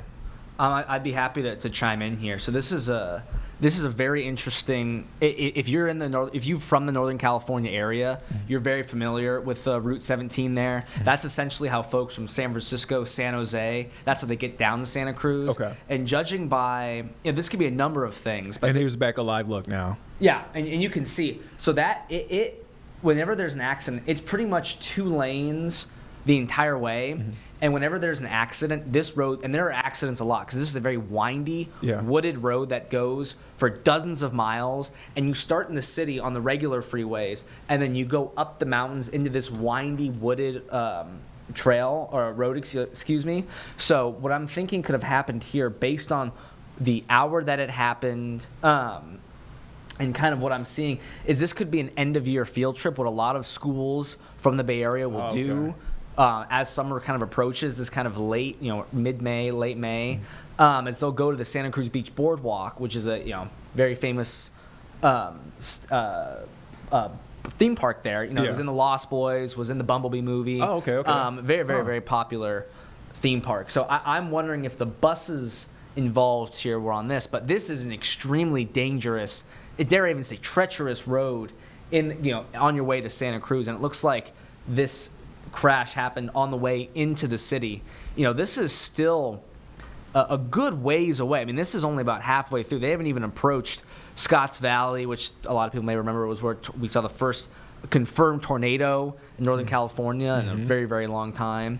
So a very interesting crash here. But I will tell you, this road, these people will be backed up for a very, very, very long time. Wow, This is not going to get cleared anytime soon. It's difficult to get resources up there. I don't know if I've ever driven past it in the last 10 years where there wasn't a crash on that road. I mean, it is awful. It is tight up there, too. I mean, you're going up the mountains. Yeah. Right? Yeah. So you've got to cross over the Santa Cruz Mountains to get into Santa Cruz. Wow. So, between this way, there's Highway 152, which is how we would go. That's like 30 miles south. Same thing. It's windy. It's wooded. Very, very difficult to maneuver, and anytime there's a big crash like this, it takes hours and hours and hours. Those people have been sitting there for a long time. Oh man, well you see it there, a live look there on Route 17 there in the Bay Area.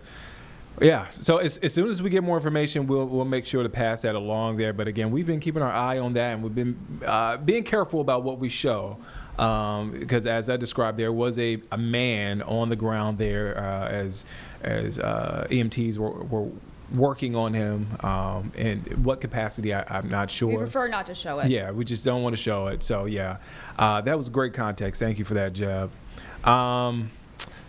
You want to shift back over? Do we want to shift back over to something live? Yes. Carlene? Okay, so let's shift back over to the Karen Read trial. Week 5 of that trial is underway. A full day of testimony underway.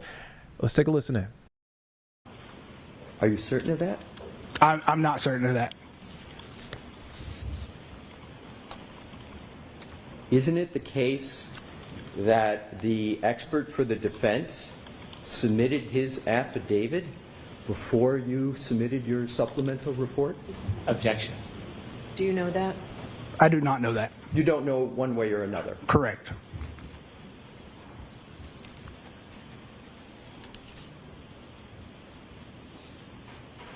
And that person that I've referred to for the defense is Matthew DeSogra.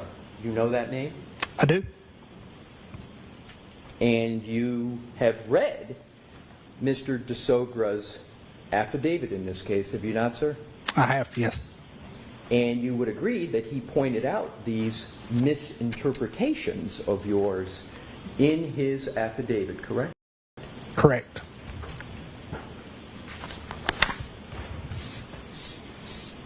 I would like to go back to your January 30th, 2025 report.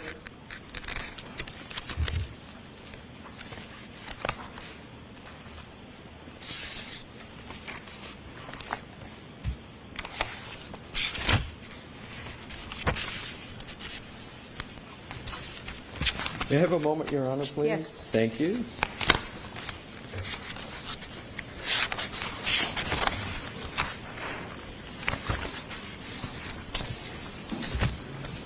May I proceed, Your Honor? Yes. Thank you. In your January 30th, 2025 report, you know which one I'm referring to, sir? Yes, I do. Am I correct that you indicated that at the time of this, quote, incident, Burla did not offer support for the infotainment and telematics modules removed from the Lexus, but have since released updated software according to similar modules that are supported by in-vehicle acquisition? That is correct. And the infotainment module that was removed from Ms. Reed's Lexus is consistent with the MMU, you know what I'm referring to in the MMU? Right. It's consistent with the MMU documented by Burla and has been identified as containing an internal micro SD card not acquired during the initial chip-off acquisition by Mrs. Gaffney. You remember that statement in the report, sir? I do, yes. You obtained no additional information from the chips that were already analyzed by Ms. Gaffney, did you? Correct. Correct that you obtained no additional information, right? No data of value from those chips, yes. No data of value. So all the data of value Ms. Gaffney had already obtained from those chips, correct? That's kind of a confusing question. So there was no data of value from those chips to begin with. Fair enough. Right. So Ms. Gaffney didn't miss anything of value. Correct. Fair? Correct. Do you know how much the Commonwealth has paid Aperture to date for doing the work in this case? I do not. Do you have any involvement at all in knowing what the contract is between Aperture and the Commonwealth? I do not. Have you ever had any discussions with any colleagues from Aperture with regard to how much Aperture has been paid in this case? No, I have not. Do you have an estimation as to how much Aperture has been paid in this case? Not off the top of my head, I do not. You've never had any discussion with anybody at Aperture about the fees Aperture has charged the Commonwealth in this case? No, I have not. Who in Aperture is in charge of knowing how much fees Aperture has charged the Commonwealth? That would be the accounting department. Would Dr. Judson Welcher know? Potentially.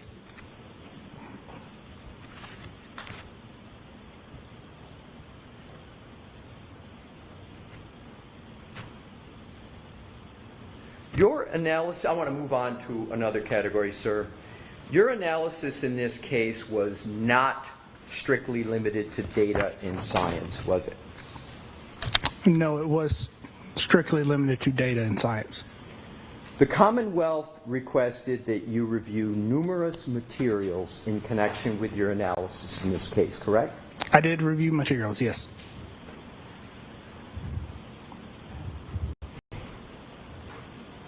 You did not review the January 29, 2022 CARS report by, well, let me put it this way. Did you review the January 29, 2022 CARS report prepared by Trooper Paul? No, I did not. Do you know what a CARS report is? I do not. Do you know that a CARS report was prepared by Trooper Paul for this case? No, I do not. If there was a collision analysis and reconstruction report prepared by a trooper in that case, would you want to see a document such as that? No, not for my analysis. Would somebody at Aperture want to see that document? Objection. I'll reword. Are you familiar with collision analysis and reconstruction reports prepared by law enforcement agencies? I am vaguely familiar, yes. Vaguely familiar? Have you ever used one in your analysis at all? I have seen them, yes. You've seen them.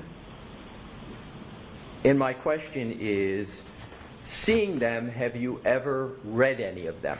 Yes, I have read them, yes. Have you ever considered a collision analysis and reconstruction report as part of the work that you do at Aperture? Not specifically a collision analysis report from law enforcement. We do routinely see crash reports, but I think what you're referring to is something else. Are you aware of a supplemental collision analysis and reconstruction report of Trooper Paul of the Massachusetts State Police dated July 24, 2024? No, I'm not. Do you know whether Trooper Paul is part of the Massachusetts State Police reconstruction team? I do not. And lastly, do you know whether he's part of the reconstruction team in this case? I do not.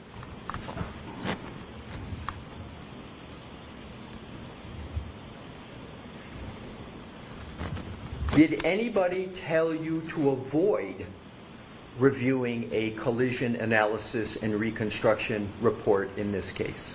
No, they did not. You did, however, review the 2024 testimony of Trooper Nicholas Garino in the proceeding of last year, didn't you? I did, for specific data, yes. So that's not really science and data, is it? It's testimony. Yes, it is testimony. So you did review materials in this case beyond science and data, correct? You reviewed testimony. Sure, that is common, yes.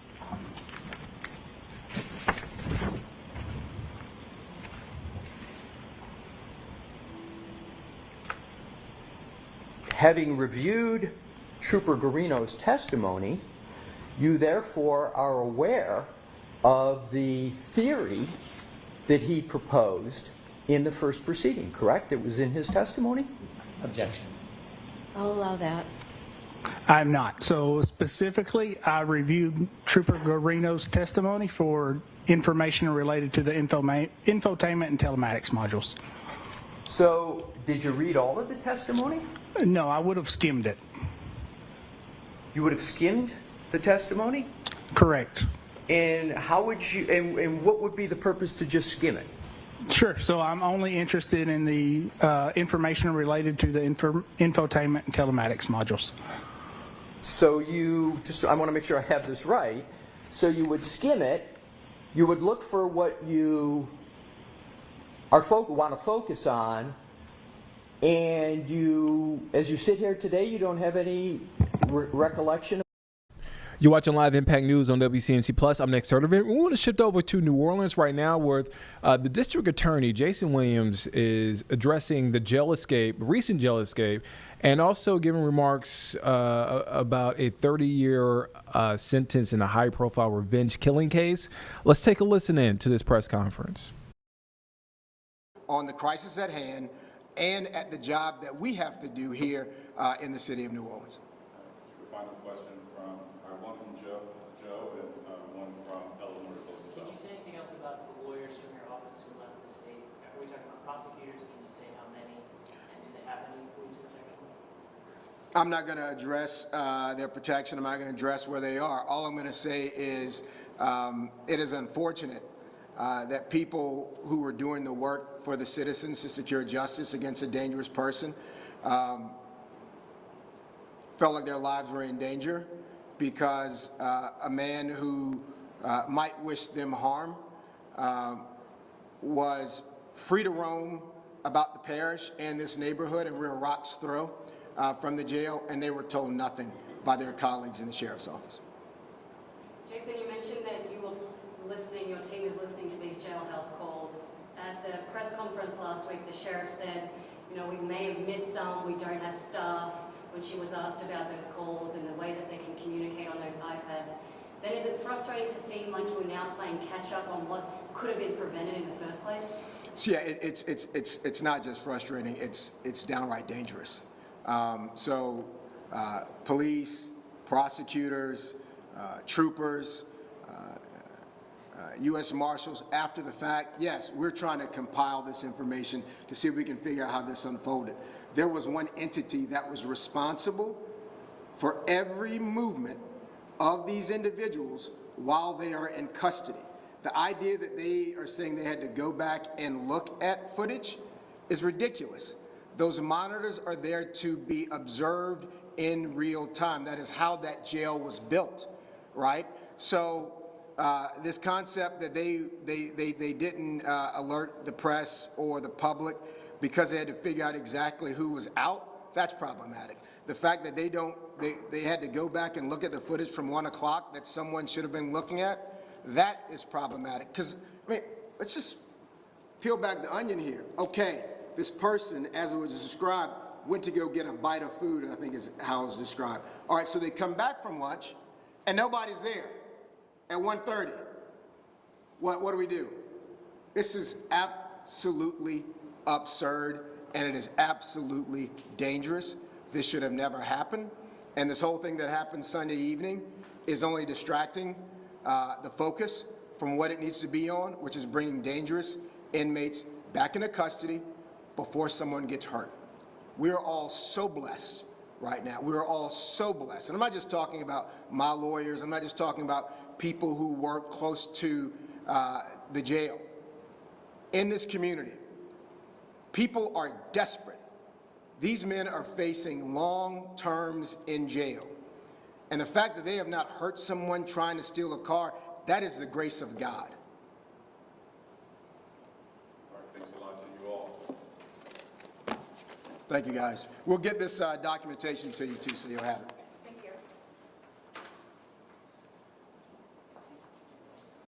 You're watching Live Impact News on WCNC Plus. I'm Nick Sturdivant. That was the DA there in New Orleans after multiple inmates escape a prison there in New Orleans. The search continues for, let me make sure I get the number correct, for 7 escaped inmates in New Orleans, and it's entering its 4th day after a total of 10 inmates escaped from the Orleans Parish Jail early Friday. So that press conference just wrapping up with the DA there.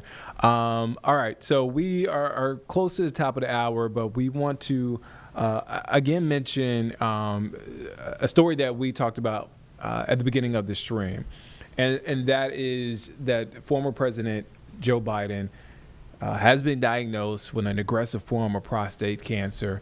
Now, today, President Biden thanked well-wishers for their support after his personal office made that announcement. Here's a tweet from Joe Biden, or excuse me, a post on X from former President Joe Biden, and it reads, "Cancer touches us all. Like so many of you, Jill and I have learned that we are strongest in the broken places. Thank you for lifting us up with love and support." You see there's a picture of former President Joe Biden smiling, his wife, former First Lady Jill Biden, and their cat. Now, the former president's personal office, again, sharing that news of his diagnosis on Sunday, and it prompted so many people to show their support, from politicians to allies. So many people are supporting former President Joe Biden as he is on the road to recovery.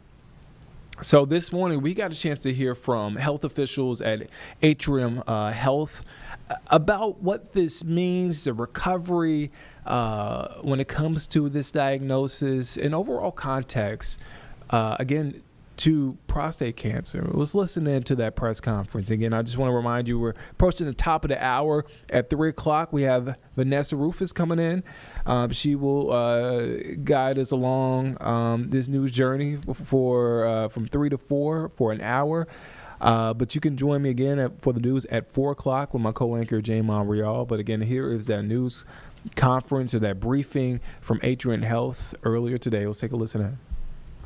As you all know, it was reported yesterday that former President Joe Biden has been diagnosed with an aggressive form of metastatic prostate cancer. Prostate cancer is the second most common malignancy in men globally. We know that in the United States, 1 in 8 men are diagnosed with prostate cancer during his lifetime. Now, an individual man's risk is dependent upon additional factors such as his age, his race, his family history For example, Black men and men with a first-degree relative, such as their father or brother, who are diagnosed with prostate cancer under the age of 65, are at twice the risk of developing prostate cancer during their lifetime. The majority of men are over 65 years of age when they're diagnosed, and the average age of diagnosis is 67 years. Prostate cancer is currently the second most common cause of cancer-related deaths in the United States, behind lung cancer. In the US, 1 in 44 men will die from prostate cancer. So obviously it remains a tremendous health burden, both in the United States and globally. So our thoughts and prayers go out to President Biden and his family. I'm happy to answer any questions that you have.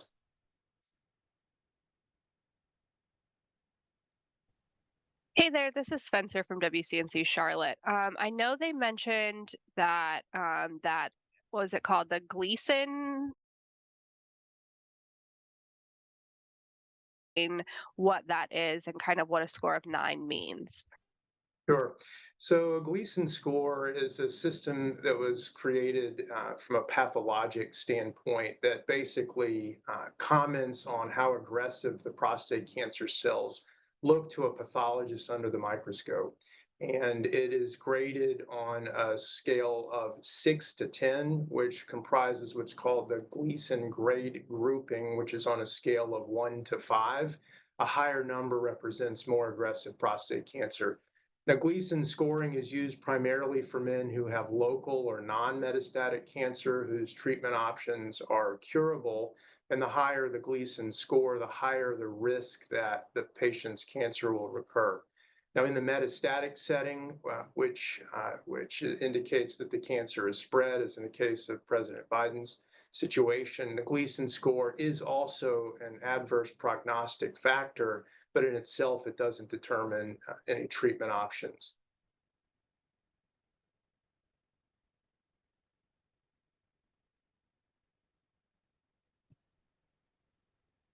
I'm going to jump in with another question if no one else has one. When talking about those treatment options, what would his options actually be? For men who have metastatic prostate cancer, the standard of care is based on something called androgen deprivation therapy, or ADT for short. We learned over 100 years ago that prostate cancer is a hormonally driven cancer. And what that means is that the hormone testosterone is necessary and responsible for growth of prostate cancer. And so in men who have metastatic disease, like President Biden, the standard of care is to lower testosterone levels as low as possible. That takes away the testosterone that's necessary for prostate cancer to grow. The analogy that I'll often use with patients is that testosterone is like food that cancer cells need to grow, and that by administering ADT, that takes away the food that they need to grow and starves them to death. So the current standard of care is based on an ADT backbone to try to suppress and to take away the testosterone that's necessary for the cancer cells to grow. Unfortunately, today, ADT itself is not curative, so we know that men who receive ADT, the vast majority will initially respond for a period of time, but a small subset of the cancer cells will survive. They'll go dormant, hibernate, if you will, and at some point in the future, they'll eventually start growing again despite the low testosterone environment.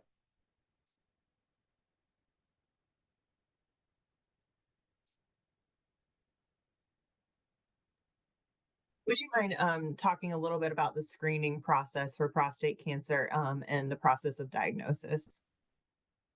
Sure. You may be aware that screening for prostate cancer is highly controversial. A blood test called PSA, which stands for prostate-specific antigen, was developed. PSA is a protein that's made by both normal prostate tissue and prostate cancer cells. And in most cases, but not all, PSA is elevated in men who are diagnosed with prostate cancer. For years, PSA was used as a screening test for prostate cancer, but 2 large studies showed that men who were screened with the PSA, these are asymptomatic men who have no known history of prostate cancer, use of PSA did not lead to an improvement in survival. And so on the basis of those 2 studies, professional organizations and guidelines stopped recommending the use of PSA for screening. For example, in 2012, the United States Preventative Services Task Force, or USPSTF, in men over the age of 70 recommended against the use of PSA for routine screening. In men aged 55 to 69, the current recommendation is to have an individual discussion with patient, physician, shared decision making.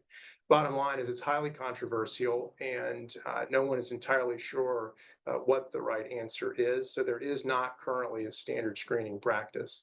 I'll just comment that the 2 points about those studies, which have effectively defined the guidelines, that currently we do not have a consensus on how best to screen. The 2 studies are highly controversial. There were many issues, particularly with the control arm. That's the group that wasn't screened. A lot of patients in the control arm in those studies had PSA screening off of the study, which biased the results in favor of showing no benefit. So many people in the field acknowledged that these 2 studies showed that there was no clear improvement in life expectancy from screening, but acknowledged there were significant flaws with the studies. And the other comment I'll make is that the studies really are outdated. They were conducted in a time when routine use of prostate MRI was not performed. But today, for men who have PSAs checked, perhaps they have urinary symptoms leading to test the PSA, or who elect to have simply a screening PSA test that don't have any concerning symptoms. Routinely, men are now also obtaining prostate MRIs, and the imaging is very helpful in informing when biopsies are appropriate or not. So I would just point out that the current guidelines are based on outdated practice patterns, and ultimately encourage men that are 50 years or older to discuss whether or not it may be relevant for their particular situation. The only other point I want to make is that the screening guidelines are based on men with an average risk.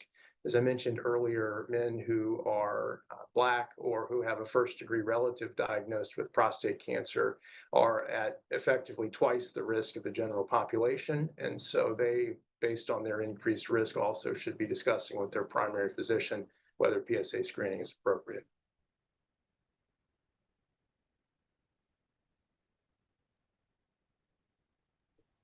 Can we talk a little bit about symptoms? President Biden's team has talked about having urinary symptoms as a warning sign that he started talking to his doctor about. Can you talk about the signs and symptoms of this cancer? Of course, what has been reported about his situation is quite common. So the prostate anatomically sits underneath the bladder in men, and the tube that drains the bladder, called the urethra, passes through the prostate gland. So it's very common for men who have prostate cancer to present with urinary symptoms such as increased difficulty urinating, urinary frequency, increased frequency of having to urinate at night. All of these are a result of a partial obstruction that the cancer itself in the prostate gland is growing and pushing on the urethra, which partially obstructs the flow of urine out. So the symptoms that he has reported are quite common.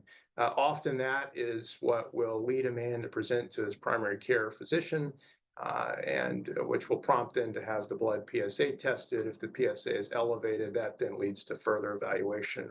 Often is how prostate cancer is diagnosed. Another less common presentation for men who, especially those that are not undergoing routine screening with PSA blood test, if prostate cancer spreads before it's diagnosed, and most commonly it will often spread to bones.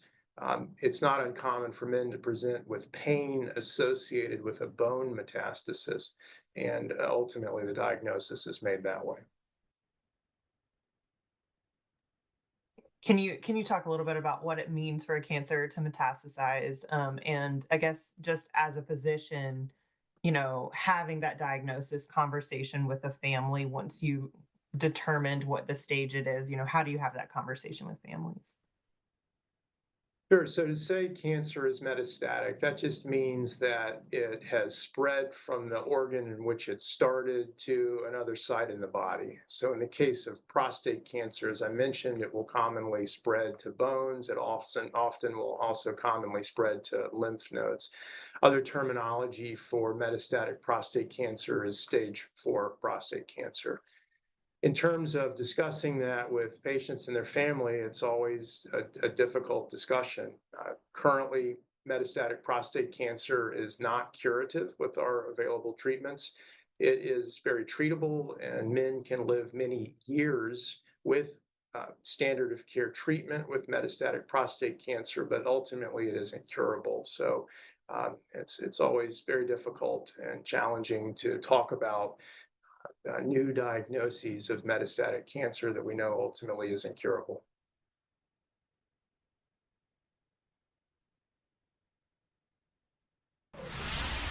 Good afternoon, folks. Vanessa Rufus taking over in the Live Impact News studio. Thanks for watching here on WCNC Plus. We are, of course, coming off there of a previously recorded interview that we had today with an expert from Atrium Health about prostate cancer, of course, coming on the heels of a very, surprising diagnosis that we heard announced over the weekend. Former President Joe Biden diagnosed with an aggressive form of prostate cancer. So we just wanted a little more insight from professionals, and hopefully that helped shed some more light on this disease and what you need to know about it. With that, we want to turn our attention to some live images that we are seeing from the White House, as we know that President Donald Trump is set to sign some legislation in just a few moments. This is going to be targeted towards deepfake pornography.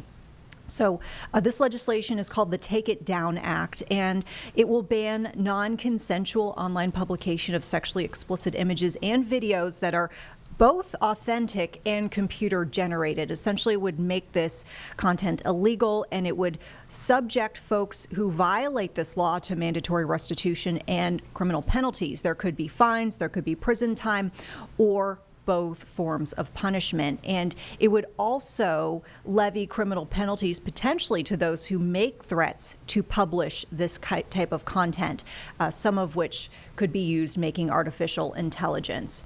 There would be requirements of websites. This would be enforced by the Federal Trade Commission to remove this imagery after a victim asks for this content to be removed. There's a 48-hour deadline to try to take down that content. And the website would also be in charge of making efforts to take down copies of this imagery as well. This is a bipartisan bill.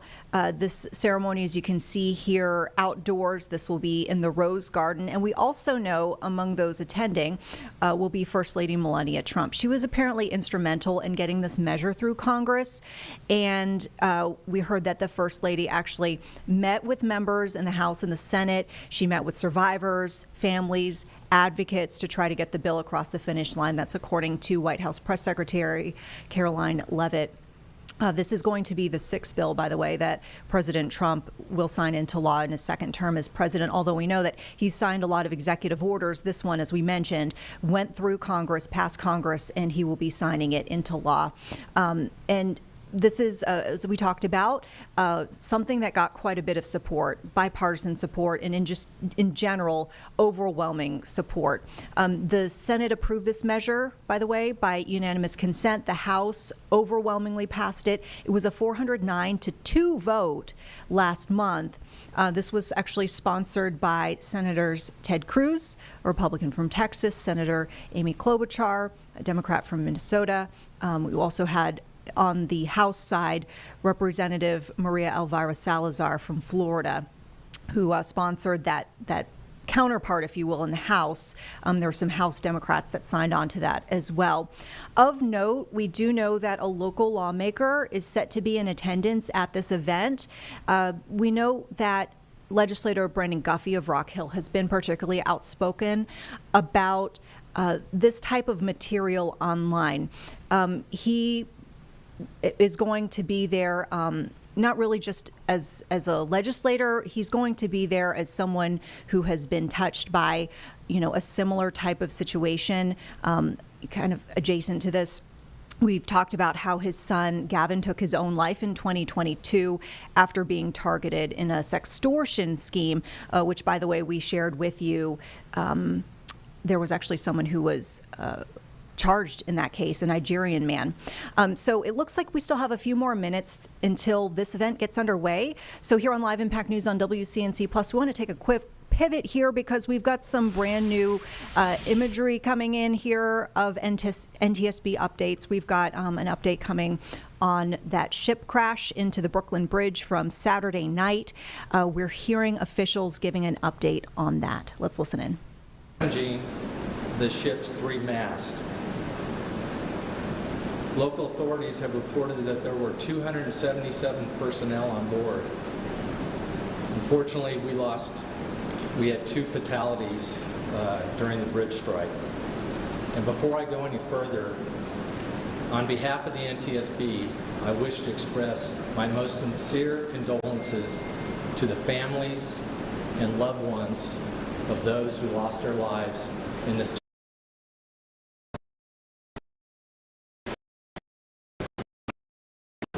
The NTSB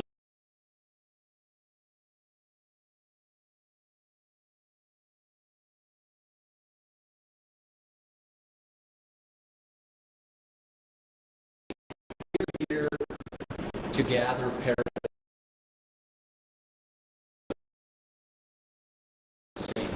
and that'll take as many days as it needs to be. This is the start of a long process. We will not be drawing any conclusions.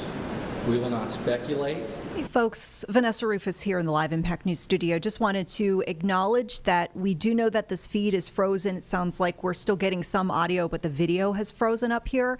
So bear with us. We are trying to correct the issue, and we apologize for the technical concerns that we're dealing with. But just a quick background on the situation. We talked about this was a collision that happened over the weekend. This happened Saturday night. Essentially, a tall ship was in the area of the Brooklyn Bridge. It was apparently maneuvering through turbulent waters at the time, and it essentially collided with the bridge. Unfortunately, this was a deadly situation. We have seen here 2 people who have died in this incident. There were many others who were injured. I believe at last check we were hearing just shy of 20 people injured. And this is a training ship. It apparently, because of the force of the collision, it toppled some of the masts there. So 3 masts fell upon that connection with the Brooklyn Bridge. Still unknown exactly what caused that crash. However, we did allude to just a few moments ago the fact that the waters were pretty turbulent at the time. And of course, NTSB will be tasked with really getting down to getting the full picture for us. Obviously, still pretty fresh in the investigation, so it's unknown whether they'll be able to share, any other larger insights tonight, but of course we hope to hear as much information as possible with this briefing once we get that figured out and squared away as far as the signal is concerned. But we did see a lot of videos coming into newsrooms following this collision, really a horrifying situation. Onlookers described that ship basically hurtling into the bridge in reverse at full speed. Some folks seem to think that maybe the captain might have lost control of the engine. And so there are also questions we're seeing emerging about a tugboat that might have been involved. There was an escort tugboat that might have had to be rigged to the ship, if you will, or should it have stayed closer to the scene? I'm sure that will all be investigated in this case. Looks like we do have our feedback up and running with no glitches. So thanks for bearing with us here on Live Impact News. Let's listen in as the NTSB gives its update on the Brooklyn Bridge crash. With the department there, and they have affirmed at this point that there is no significant structural damage to the load-bearing elements of the bridge. There is some damage on one of the travelers, which they use to access and survey the bridge at this point, but nothing structural from the bridge is an issue at this point. I will point out that the NTSB has long had an interest in bridge safety, including bridge strikes. Just 2 months ago, we released an interim investigative report about the collapse of the Key Bridge in Baltimore after it was struck by the Dolly, in which we made urgent safety recommendations to numerous bridge owners. These included recommendations to calculate the risk of bridge collapse after being struck by a ship, and if that risk is over an industry threshold, to take steps to mitigate the risk. We have received comments back from the New York City Department of Transportation. We just received it. We're in the process of evaluating it, but accordingly they have reported that they have run the assessment and their threshold, their calculation is below the threshold. Sure, you bet.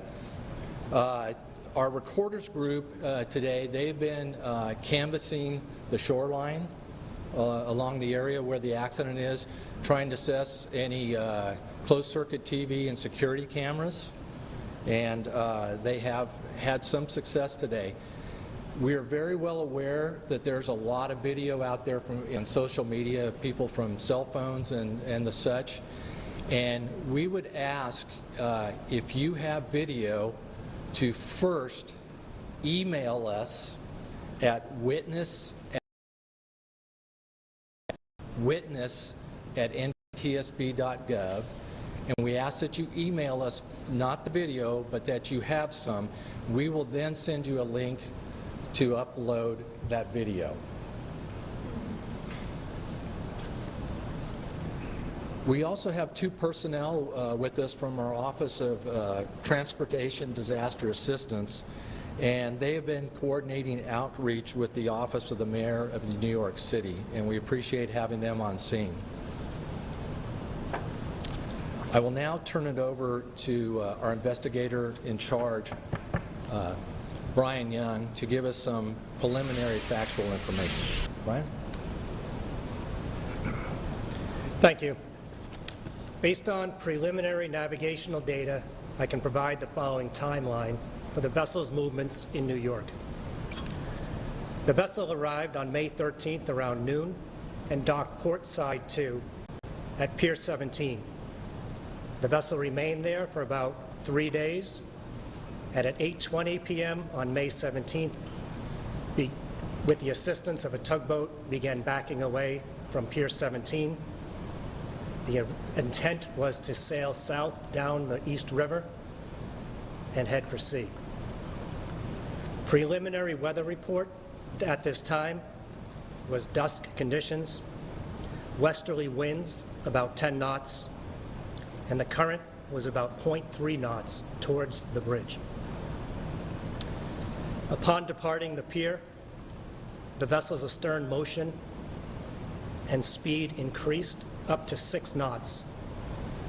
And at 8:24 p.m., a VHF radio broadcast was sounded requesting assistance from other tugboats in the area of the Brooklyn Bridge. That was followed by 2 other requests for assistance, and at 8:24 and 45 seconds, the vessel's mast struck the underside of the Brooklyn Bridge. At 8:27, the vessel came to a stop, and at 8:30, both NYPD and FDNY assets were on scene.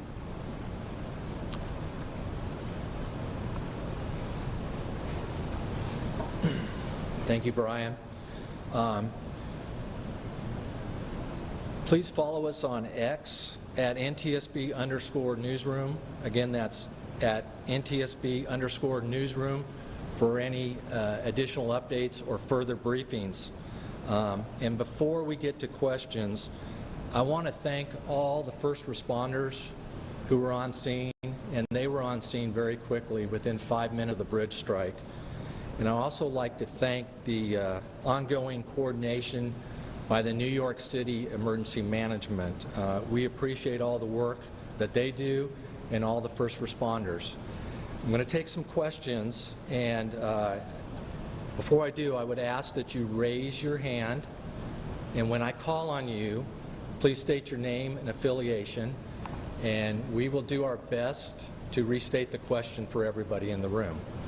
First hand right there. Hi, Lauren Glass from WABC TV. In some of the video, we see a tugboat. We don't see a tether, but this is as it's leaving Pier 17. Can you talk to the role of that tugboat and whether it was helpful or perhaps even harmful in the movements of this whole ship? Thank you. The question regards the status of the tugboat alongside the vessel. As far as we know at this time, the tugboat had assisted the vessel moving off the pier, and part of our investigation will be to look into the tugboat's policies and procedures for the operation once helping the vessel get off the pier, what its guidance would be and what its the job it would have to do. Right here.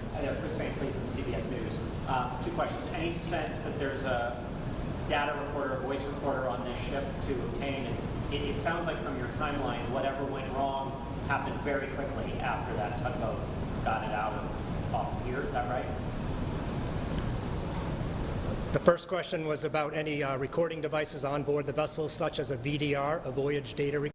Folks, you're watching Live Impact News on WCNC Plus in our 3-box. We're going to move away from this NTSB update on the Mexican Navy ship, which collided with the Brooklyn Bridge over the weekend, that update from officials, and pivot now to live images from the Rose Garden, where First Lady Melania Trump is prefacing the signing of the Take It Down Act. This is aimed at tougher online revenge pornography laws. And as we mentioned, there will be a local legislator from South Carolina, of Rock Hill specifically, whose son took his own life in 2022, who's going to be a part of this event and the signing of this legislation. Let's listen into the First Lady. Imagery of I and CII. Artificial intelligence and social media are the digital candy for the next generation. Sweet, addictive, and engineered to have an impact on the cognitive development of our children. But unlike sugar, these new technologies can be weaponized, shape beliefs, and sadly affect emotions and even be deadly. Over the past few months, I have met with brave survivors, deeply loving families, and caring advocates who know firsthand the emotional and psychological toll of NCII and deepfake abuse. Alliston Berry stood boldly for change, despite the risk posed to her and her family by speaking out and making her voice heard. Alliston, your voice and the voices of so many like you made this bill a national priority. Many thanks to members of Congress, both parties, for passing this legislation, including Speaker Johnson, Senator Cruz, Senator Klobuchar, Congresswoman Salazar, Congresswoman Dean, and Congressman Guthrie, and so many more. Thank you all for coming together to prioritize people over politics.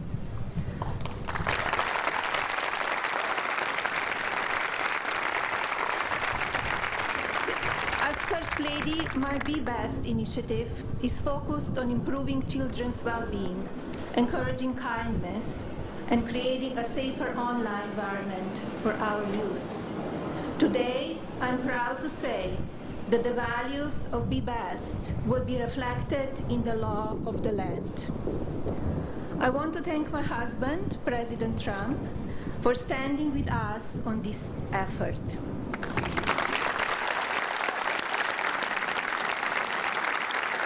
His signature on this new law is not where our work ends on this issue. Now we look to the Federal Trade Commission and the private sector to do their part. Today, through the Take It Down Act, we affirm that the well-being of our children is central to our future, of our families, and America. Now it is my pleasure to introduce the President. Thank you.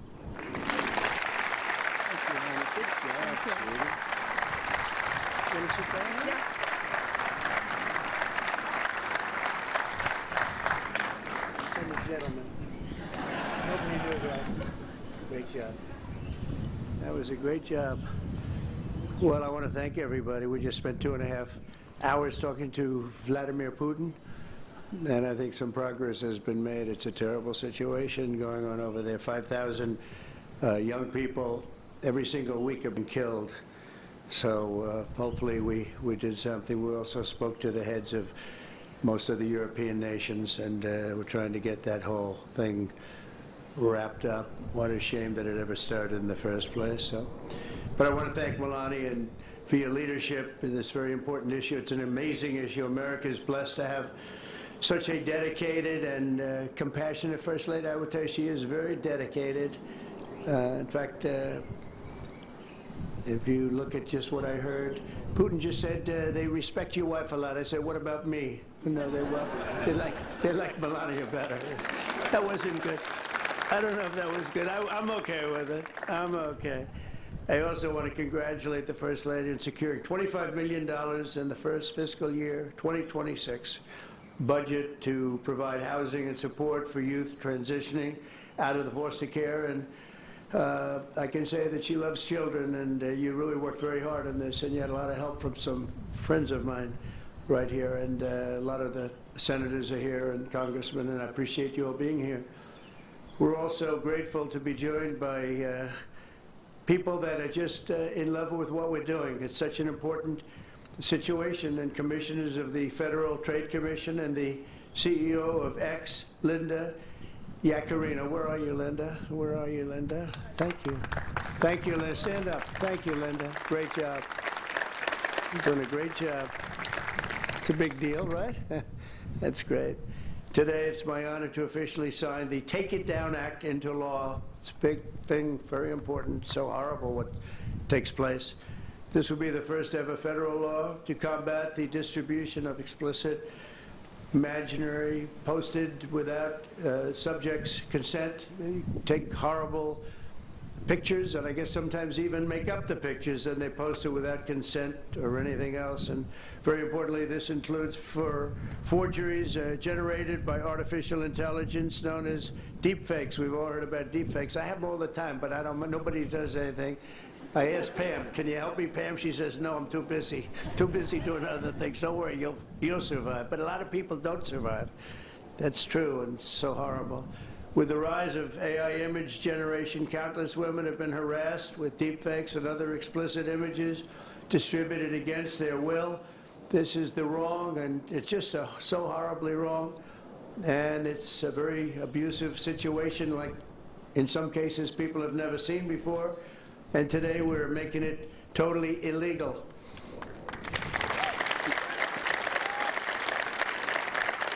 Thank you. Upon hearing the stories of so many women affected, our First Lady made stopping these abuses a top priority, and she was given tremendous support because she'd go up to people and talk about it. They say, yeah, we know about it. We have the problem. Can we do something? And she did something about it with the help of a lot of the people, especially the political people sitting here today. Among Melania's guests in the gallery during my address to the joint session of Congress was a 15-year-old young person, Elliston Berry, whose image was turned into an illicit deepfake by a peer. Elliston, where are you? Are you around? Stand up, darling. That's fine. Beautiful. Great. Thank you. It's fantastic. Elliston quickly became a powerful advocate committed to preventing other girls from suffering the same abuse. Elliston, we salute you and we thank you very much, and it's an honor to have you with us today. Great job you've done. Also with us are several other brave Americans whose lives were rocked by online harassment, including Francesca Manny, as well as a South Carolina State Representative, Brandon Guffey, and his family, who've lost their son to suicide after he was targeted in an internet extortion scam, of which you have a lot of them, a lot. I want to thank you both for your incredible work and to reach this important day. Could you stand up, please? Thank you. Thank you very much. Great job. I've read about it. Thank you very much. It's a real honor to have you here. because there's no place like the White House, I found out. You know, you have a lot of places, and I just left some of the richest places, and we loved them, and they gave us a nice contribution of about $5 trillion, but this is a special place. Even they talk about it, so it's great to have everybody here. Under the law, I will sign in just a moment. Anyone who intentionally distributes explicit images without the subject's consent will face up to 3 years in prison. In addition, this law establishes new civil liabilities for online platforms that refuse to take these images down promptly upon request. We will not tolerate online sexual exploitation, and especially it's gone on at levels that nobody's ever seen before. It's getting worse and worse, and I think this is going to hopefully stop it. And not easy to do. People talked about all sorts of First Amendment, Second Amendment. They talked about any amendment they could make up, and we got it through because of some very brave people, including some very brave politicians in the audience. I want to thank the bill sponsors, Senator Ted Cruz. Ted, stand up, please. Great. Great. Thank you, Ted. It's great. Very effective person. And Congresswoman Maria Salazar, friend of mine. Thank you, Maria. Thank you very much for their amazing work. And thanks also to the 99 senators and 408 members of Congress who voted in favor of the bill. Wow, I wish we could get that vote. Some other things. We have another bill coming up. Do you think we'll get that vote? Maybe not. We should, but we probably won't. But working with our First Lady, we've shown that bipartisanship is still possible. That's true. With 99 senators, that's incredible. Senators, stand up. Look at that. John, you're here. Look at all of the senators. This is big stuff. I'm in trouble because I don't have your names. They didn't give me these names. We have so many. We have half of the Senate here.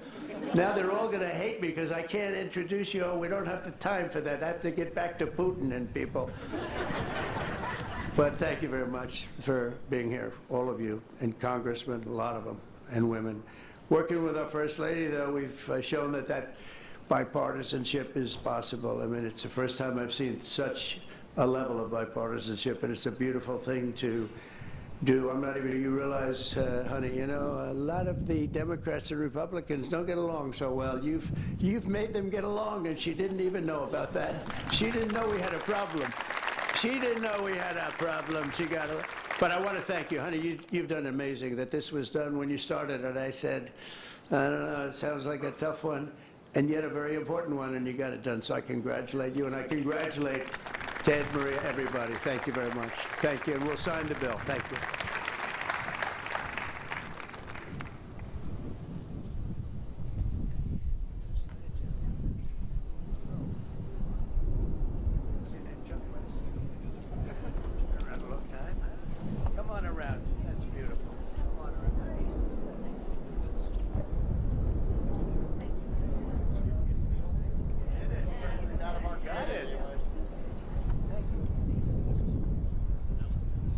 All right, welcome to folks who are just joining us here on Live Impact News on WCNC Plus.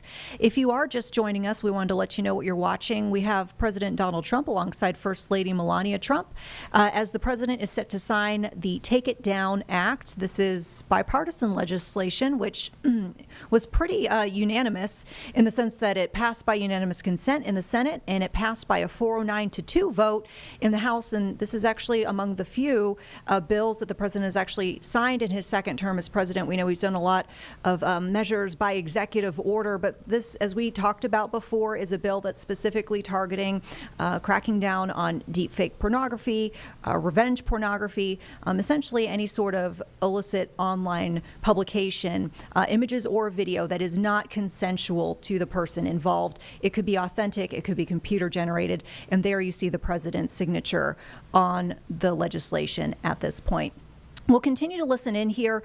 Keep in mind, we've been following a few other developments for you this hour, of course, as we get more information out of this NTSB press update on the Brooklyn Bridge collision and that involved the Mexican Navy tall ship. We will take you there back to some of the newest information that we got just this hour. But once again, for now, we'll listen in here to this live feed from the Rose Garden. Let me get up. State legislator in South Carolina. Been incredibly brave, and his whole family.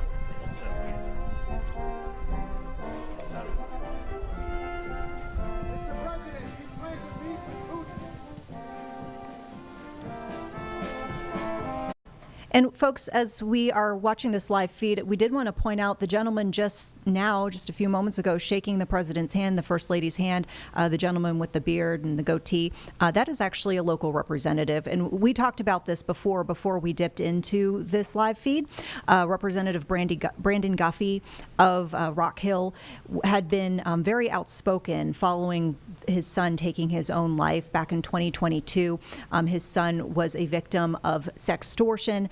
We actually told you not too long ago that there was a Nigerian man who was charged with that sextortion scheme, a blackmail plot that was actually run out of Africa, and FBI ended up charging that person. But Representative Guffey has been very, very outspoken about wanting changes, wanting tougher internet requirements to be able to curb some of the actions by certain predators and schemers, specifically targeting young people, as he's spoken about how this has personally impacted him with losing his own son. So there we see the President and First Lady leaving the Rose Garden after the signing of this Take It Down Act. Once again, you can find out more information about this on our website, WCNC.com, inside our mobile app. And if you want to go back through some of the local ties that we just mentioned, we have a whole body of reporting for you there.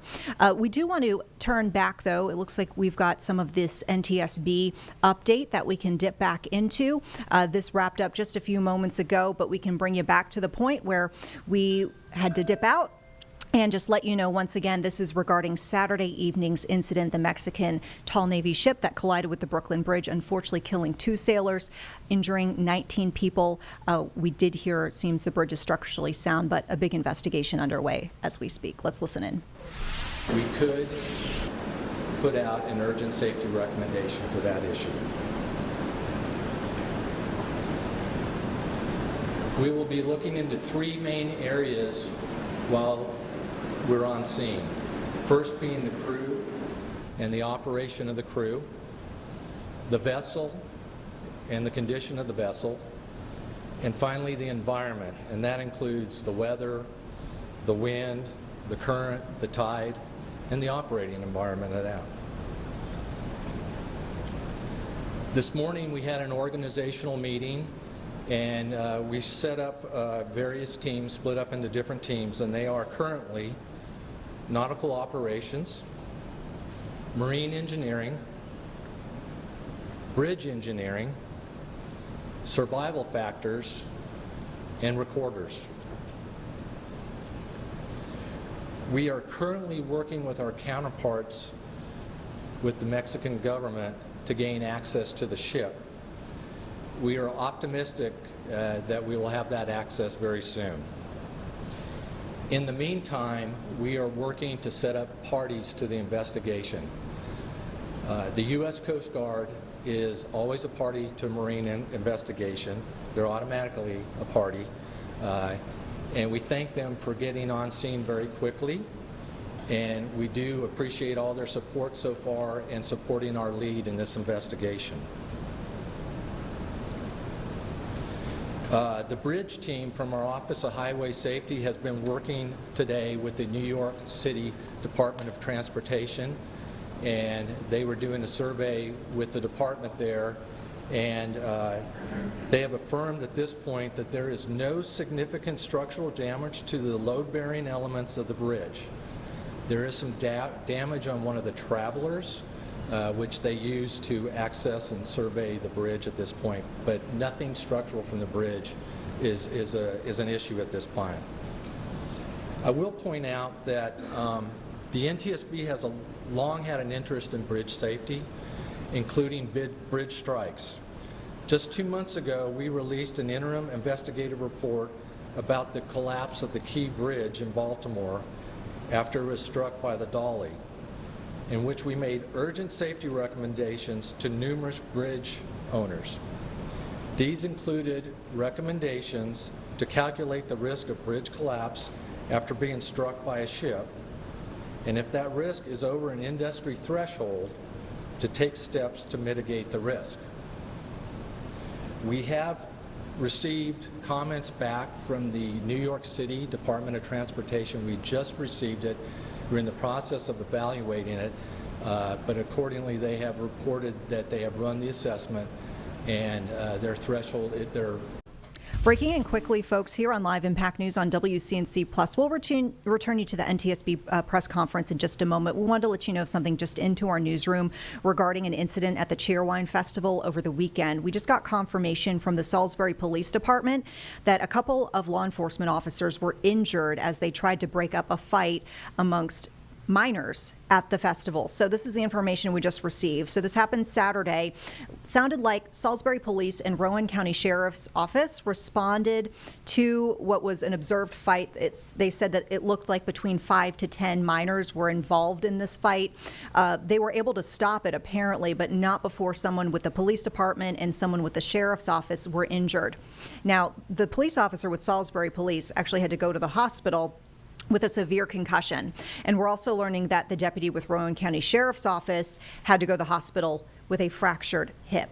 A few more details we're seeing about potential punishments and arrests. It sounded like all of the young people involved were detained, and it looked like the police department tried to get what's called secure custody orders. Those secure custody orders were denied, and so the young people were released to their parents. Of note, we should mention, because we have done some reporting on this, CMPD, obviously a different agency, has been pretty outspoken about wanting, in some cases, more juveniles to get these secured custody orders. And CMPD has talked a bit about concerns that sometimes the young people can reoffend before they are able to have any sort of court date for the current crime that they're facing. You can always find that information. Our Jesse Pierre did some reporting on that. You can find it inside the WCNC Charlotte mobile app and at WCNC.com. So more on the situation as we get it. We do have a crew working on this story as well. So stay tuned here on WCNC Plus. With that, we'll send it back to the NTSB update on the Brooklyn Bridge collision from over the weekend. And head for C. Preliminary weather report at this time was dusk conditions, westerly winds about 10 knots, and the current was about 0.3 knots towards the bridge. Upon departing the pier, the vessel's astern motion and speed increased up to 6 knots. And at 8:24 p.m., a VHF radio broadcast was sounded requesting assistance from other tugboats in the area of the Brooklyn Bridge. That was followed by 2 other requests for assistance, and at 8:24 and 45 seconds, the vessel's mast struck the underside of the Brooklyn Bridge.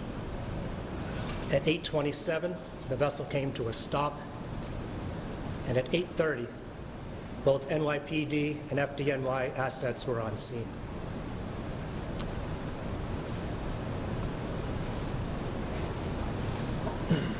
Thank you, Brian.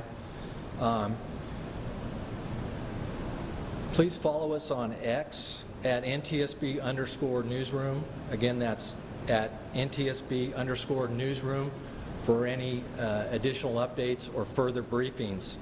And before we get to questions, I want to thank all the first responders who were on scene, and they were on scene very quickly within 5 minutes of the bridge strike. And I'd also like to thank the ongoing coordination by the New York City Emergency Management. We appreciate all the work that they do and all the first responders. I'm going to take some questions, and before I do, I would ask that you raise your hand, and when I call on you, please state your name and affiliation, and we will do our best to restate the question for everybody in the room. First hand right there. Hi, Lauren Glass from WABC TV. In some of the video, we see a tugboat. We don't see it tethered, but this is as it's leaving Pier 17. Can you talk to the role of that tugboat and whether it was helpful or perhaps even harmful in the movements of this whole ship? Thank you. The question regards the status of the tugboat alongside the vessel. As far as we know at this time, the tugboat had assisted the vessel moving off the pier, and part of our investigation will be to look into the tugboat's policies and procedures for the operation once helping the vessel get off the pier what its guidance would be and what its the job it would have to do. Right here. Chris Van Cleef from CBS News. 2 questions. Any sense that there's a data recorder, voice recorder on this ship to obtain? And it sounds like from your timeline, whatever went wrong happened very quickly after that tugboat got it out of off the pier. Is that right? The first question was about any recording devices on board the vessel, such as a VDR, a voyage data recorder. Our recorders group, once getting aboard the vessel, will make a full assessment of any recording devices, and we will capture that information and retrieve it. And the other question was, it was approximately 5 minutes from the time the vessel started coming astern to the time they struck the bridge. Yes. So you don't know at this point if there's a recorder? We don't know at this time, not yet. Right here. Two questions as well. Number one, why wasn't the ship towed out of the harbor towards Bay Bridge? Why did you decide to opt using a towboat? And then, as far as what you're exploring is what might have caused the ship to hit the bridge, has there been any discussion over whether this was an engine failure or anything else that might have led to this happening? Okay, I read about 3 questions in there. Would you ask the first one again? Yeah, so the first was, why was the ship towed out of the harbor towards Bay Bridge? Why the decision not to use a towboat? The question pertains to the use of a tugboat departing the harbor. Again, we are going to be, that's part of our nautical operations investigation, where we look at the procedures on what is the harbor. Got it, thank you. And then as far as what you might be exploring as like potential causes that may have led to the boat to hit the bridge, have there been any sort of discussion over whether this was an engine failure or what might have led to this to happen? The question pertains to a possible cause of the bridge strike, possibly as an engine failure, and we have an engineering group led by myself, which am an engineer, and we will look at the status of the engine. We'll look for any failures, we'll look for engine inspections, and we'll talk to the crew on what may have possibly occurred with the engine. And additionally, if the engine has any sort of ECM or electronic control modules, we'll grab that electronic evidence as well. We need to go to somebody else. I will also state, too, we haven't had a chance to do any interviews at this point. We need to interview the tugboat pilot, the harbor pilot. We'd like to, the captain of the ship, and there's a lot of some other crew members we want to do, but we haven't had that chance. And again, we are not determining a probable cause, and we're not going to speculate about one because we haven't gathered enough information yet. We're just at the beginning of gathering the factual information. There's a question right here. Hi there, Mark Reynolds from CNN. Two questions. You mentioned for the 6 knots. Is that typical for the boat when it's leaving, or was there some sort of an acceleration? The other question I had was, when you talked about the timeline, you said that the boat left at 8:20, and at 8:24, the tugboat was calling for help. When during that 4-minute period was it determined that the boat was out of control? I guess what I'm asking is, when was All right. Sorry about that, folks. As you saw, we have concluded there the NTSB update on Saturday evening's collision of a Mexican tall ship with the Navy there and the Brooklyn Bridge, unfortunately killing 2 sailors, 19 injured in this situation. And as you heard from officials, an investigation ahead of them. It sounded like they still had to do a few more interviews. They're also looking for anyone who might have any witness video. Obviously, a lot has emerged of this incident over the last couple of days, but they were saying that anyone who had videos to share of the situation, to email them to witness@ntsb.gov. So that's witness@ntsb.gov. And we will certainly be keeping you abreast of the very latest with this situation. But you heard a lot of questioning about the actual conditions at the time. We told you that we already knew that there were turbulent waters. Did that really play a role in this collision? We don't know for sure. Officials will be looking into that. The role of a tugboat that was escorting the ship as well. Did that play a role? Or was there any sort of, actions that Tugboat should have been taking to prevent this. They'll be looking into that. They said they want to talk to the captain as well. So we'll keep you updated. We do have to turn to some breaking news, though, because we are getting an update just into the Live Impact News studio out of York County. We have a suspect now in custody after a 3.5-hour standoff. That is according to the York County Sheriff's Office. If you were following with us earlier here on Live Impact News, we first brought you word of this barricade suspect inside a home on Windsong Forest Road. Earlier on the stream, this is the update to that. We had reports of the deputies, negotiators, and SWAT all on scene on this Windsong Forest Road neighborhood in Clover, trying to deal with this person who was barricaded inside a home. It sounded like it was isolated to just that one home.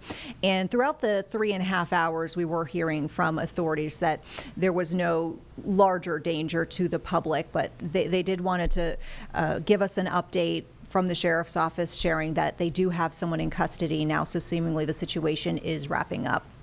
If we get more, we will certainly pass it along to you here on Live Impact News or on our evening newscasts. Of course, we always urge you to keep it here on WCNC Plus throughout the evening, because we always transition, of course, from Live Impact News into our normal evening newscasts, which we always get you the updates, not just local, but also national and even worldwide news there.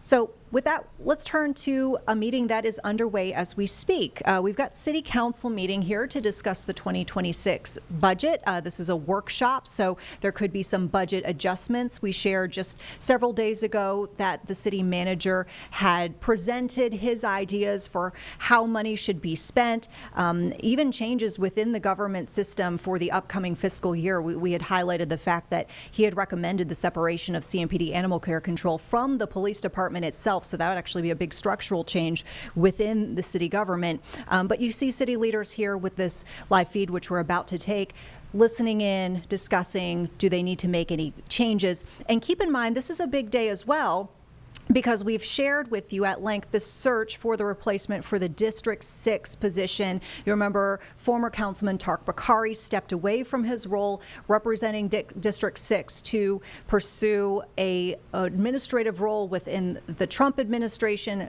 with a transit focus. So they have been trying to look for someone to replace him. This will be something that city leaders will be in charge of, and the person will be holding the seat for the next couple of months until the November election. But we're hearing today, probably after they discuss here this budget, they will make that appointment. Let's listen in live. You're watching Live Impact News on WCNC Plus. And the council had the entire, she's up there, I'm not sure she's not up there. The statement is up there for funding the financial partners based upon the proposed criteria. Mr. Jones? Can I borrow your mic, please? Yes. But it says additional funding. Additional to what? To $1.2 million, which is a number that's in her proposal. That's not a number that exists anywhere else. I understand that, but we still have to go through this.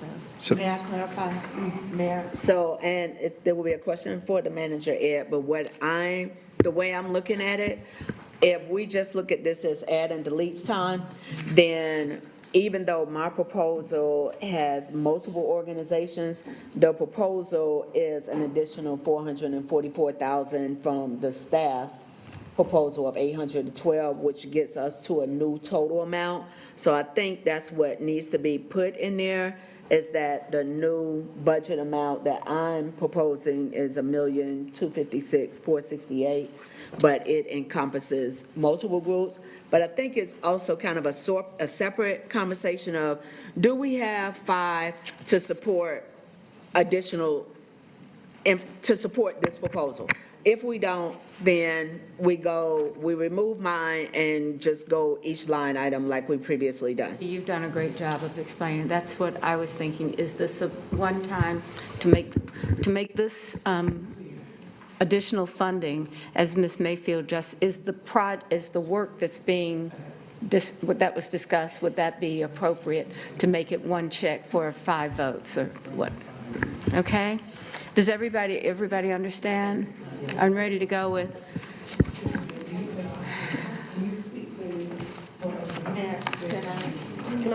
Okay, I have 3 people that want to take.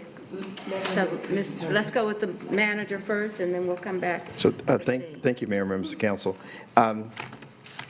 because many of these items are very similar, I don't think it's any additional work on the staff if you sent all of these to the next step, and it could help. But if there's something that's so egregious that you don't want to have examined, I'm just trying to be helpful. Yeah, that's great. Okay, so I think let's do it. Sure. a question of if there's anything. Okay, so I think that what Mr. Jones has said, is there anything on this that you would like to have a conversation or a vote on today? But other than that, he would just have the Well, staff do all of this? I think five vote- people would five have people? to move all of these Okay. forward. Right. So, Mayor, may I ask another clarifying question? So if the manager is saying that we need 5 of us to say whether or not we want all of this to All go of forward. this. The question I have for our budget team is, I mentioned earlier, if you were going to remove some of the items from the add and delete, if they were already captured in the proposed based on criteria, because I think it was only like 2, maybe 3 that was in there twice, so that we can get a total. Because that's the other thing that we need to know, is what is this total as? Because it feels like that 5.3 that we think we have is already gone. And there's a lot of duplication. Right, and so I was trying to clear the duplication. If it's multiple people supporting, just put all their names together so that we can get a better number. And if I'm hearing you correctly, Manager and Mayor, what we would be voting on right now is, once staff clears this up, so that there's not duplication, we just put all the people names that support, whatever that is, that what we will be supporting, 5 or more of us, is to move everything that's up on the screen right now forward and get response back. Right. Yeah. Okay, does everybody? Miss. Just one other addition, and it's so I think this would be a great opportunity, because we endeavor to have a process to make sure we get that word out now, right? So to say plainly that if this is something that we're going to maintain going forward, for future councils, because we're in an election year, we don't know what the future council will be or what they would decide. But right now, at this moment, there is a process by which we make this decision through an application, right? And meeting that criteria, and based on what the Mayor Pro Tem said, who obviously has some mathematical advanced understanding when she's talking standard deviation and things of that nature, but there really is a deviance in the percentages and who actually qualified based on the criterion. And so getting real clear about that, making sure that we have that information kind of standardized so that all of our community members who endeavor to partner with us have a clear understanding of what the expectations are, because I think we lost some people too in the process, right? They didn't realize we had the application process. There may have been, and we could assume a whole lot of different things, but just to make sure that we kind of are saying, like, that's something that we want to do, and when that deadline is, so that people know that, there will be an opportunity to apply for, let's say, the next budget in November, right? I mean, Yeah, right?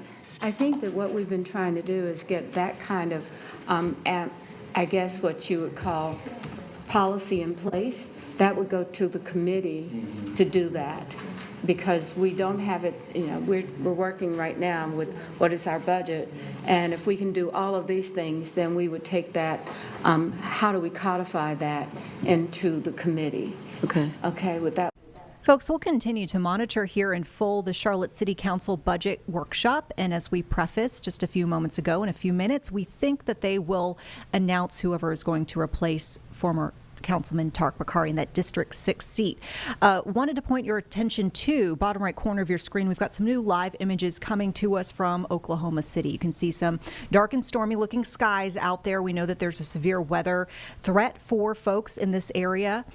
Really just the general region, it sounds like, could be under threat of potential tornadoes today. Kansas, Missouri, Oklahoma, Arkansas, Texas, an area, as we know here on Live Impact News, we brought to you in recent days, an area that's already been battered by severe weather and has seen, unfortunately, loss of life and serious damage to buildings, and so we'll certainly keep you abreast of the situation. We'll continue to watch this feed for you, and we'll just remind you as we are getting close to our 4 o'clock news here on WCNC Plus, we're always back with you at 7 o'clock here on Live Impact News in the evening, our 2-hour stretch where we bring you all of the latest that's happening, not only in the Carolinas, but around the nation and around the world. That will be something we'll be keeping an eye on for you this evening.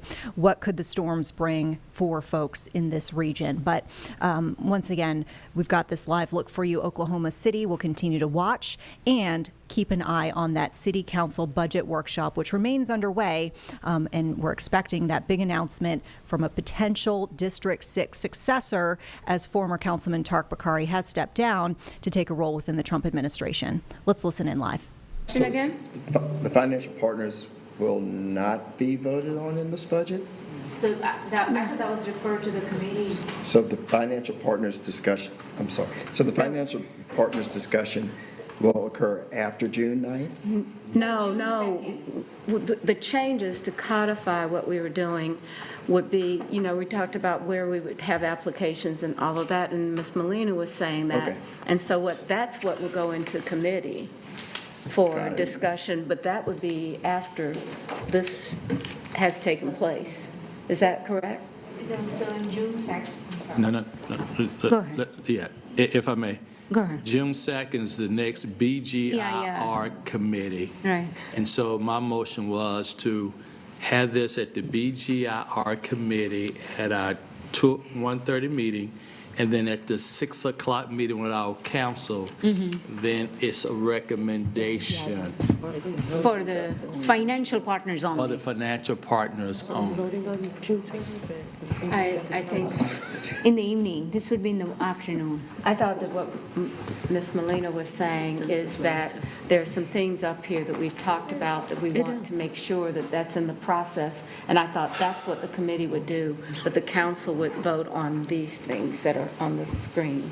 So, And I agree, Mayor. I think the only challenge, the original schedule was we will vote on the 29th. And I know there's 3 to 4 council members that will be absent. Right. So I was saying, let's vote then on June 2nd at 6 o'clock, when we should have the full council in place. but I'm asking the question of whether or not so for example, up here, we have review pay parental leave to coverage. Then would that come through the No, budget committee? just the financial partners, not the other line items. Because we are only working on the financial partners policy, not the other line items. Right. I